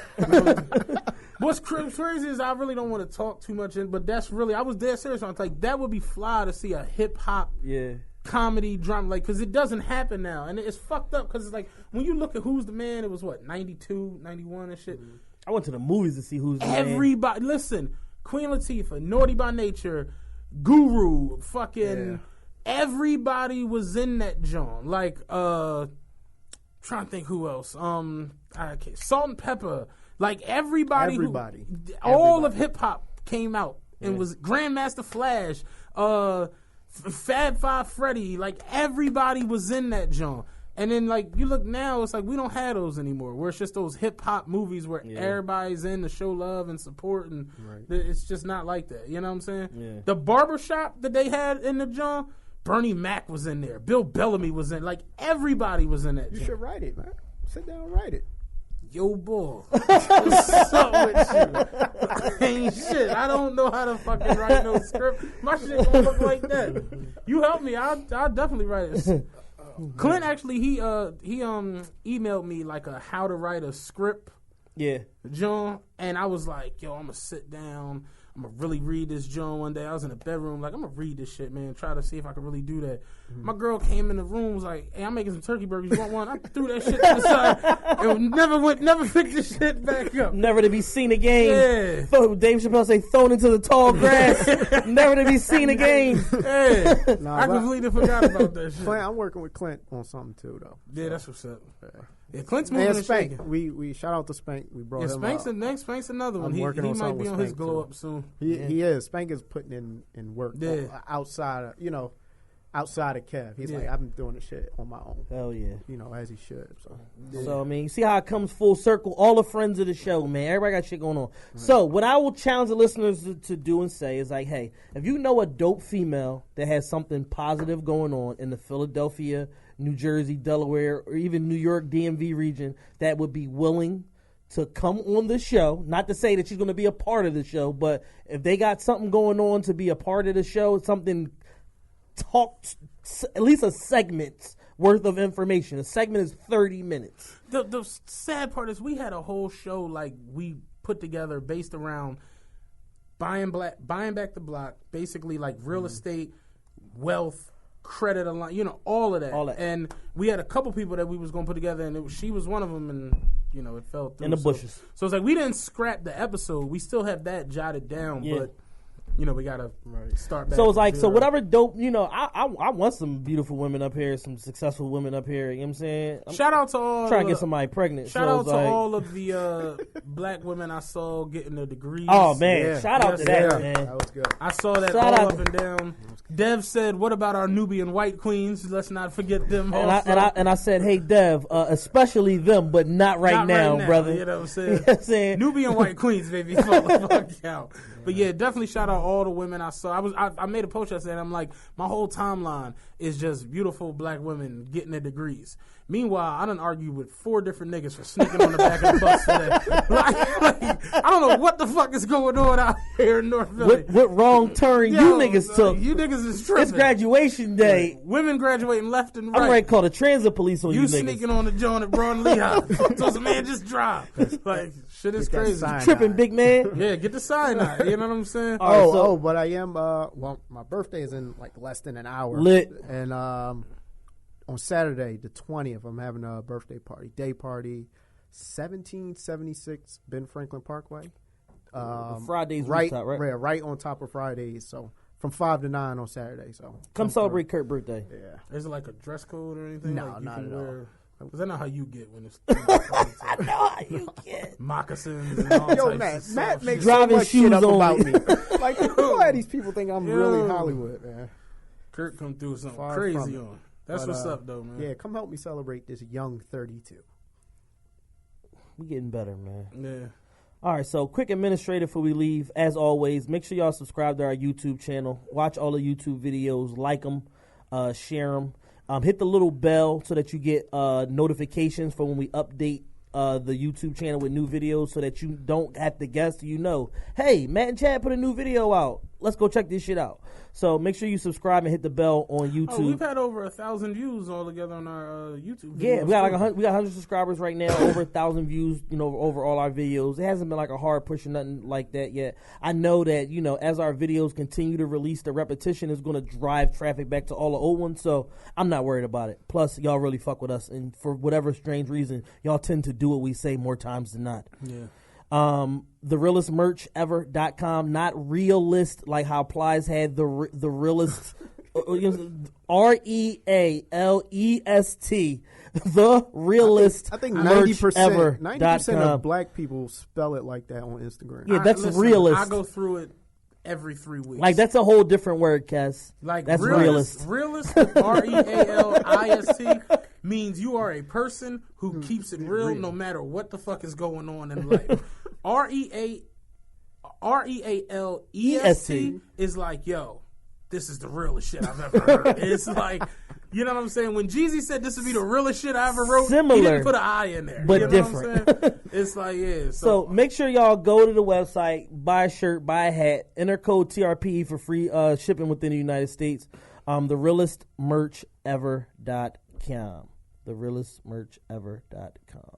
And we checked, the website is working. I sent Justin the website. It is working properly. So cool. Buy a shirt, buy a hat, buy a shirt and a hat, buy 2 shirts and a hat.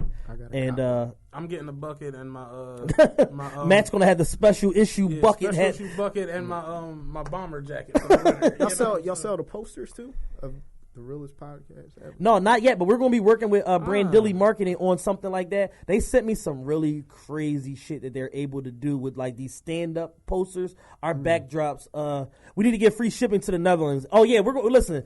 If you in the Netherlands, email the realest podcast ever at gmail.com. I'll find a way to get you free shipping on your merchandise because y'all fuck with us heavy. Yeah. Heavy. I saw when Just put the stream up on Twitter. He told us, "Let's go Netherlands."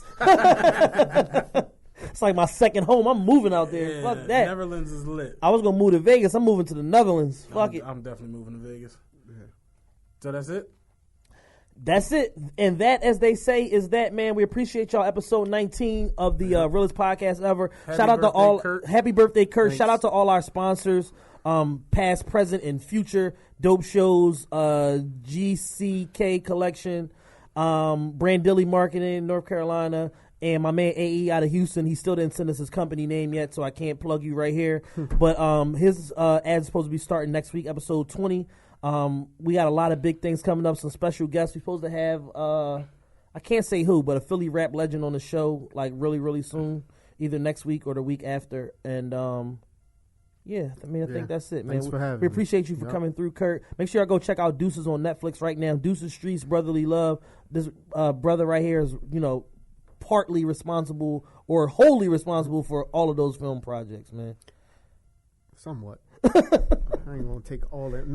My he's driving a foreign truck here, ladies and gentlemen. He doesn't live really. Chad, I pull up. I'm late. Chad, like, yeah, Kurt's been here for a while. I'm like, he's got a nice foreign truck outside. Why wouldn't he have been here already? Life is good, ladies and gentlemen. Life is cool. You know what I'm saying? I'll be chilling, man. I'll be chilling. Kurt don't sweat nothing. Shit is crazy. All right, y'all. That's episode 19 of Rose Podcast Ever. We out.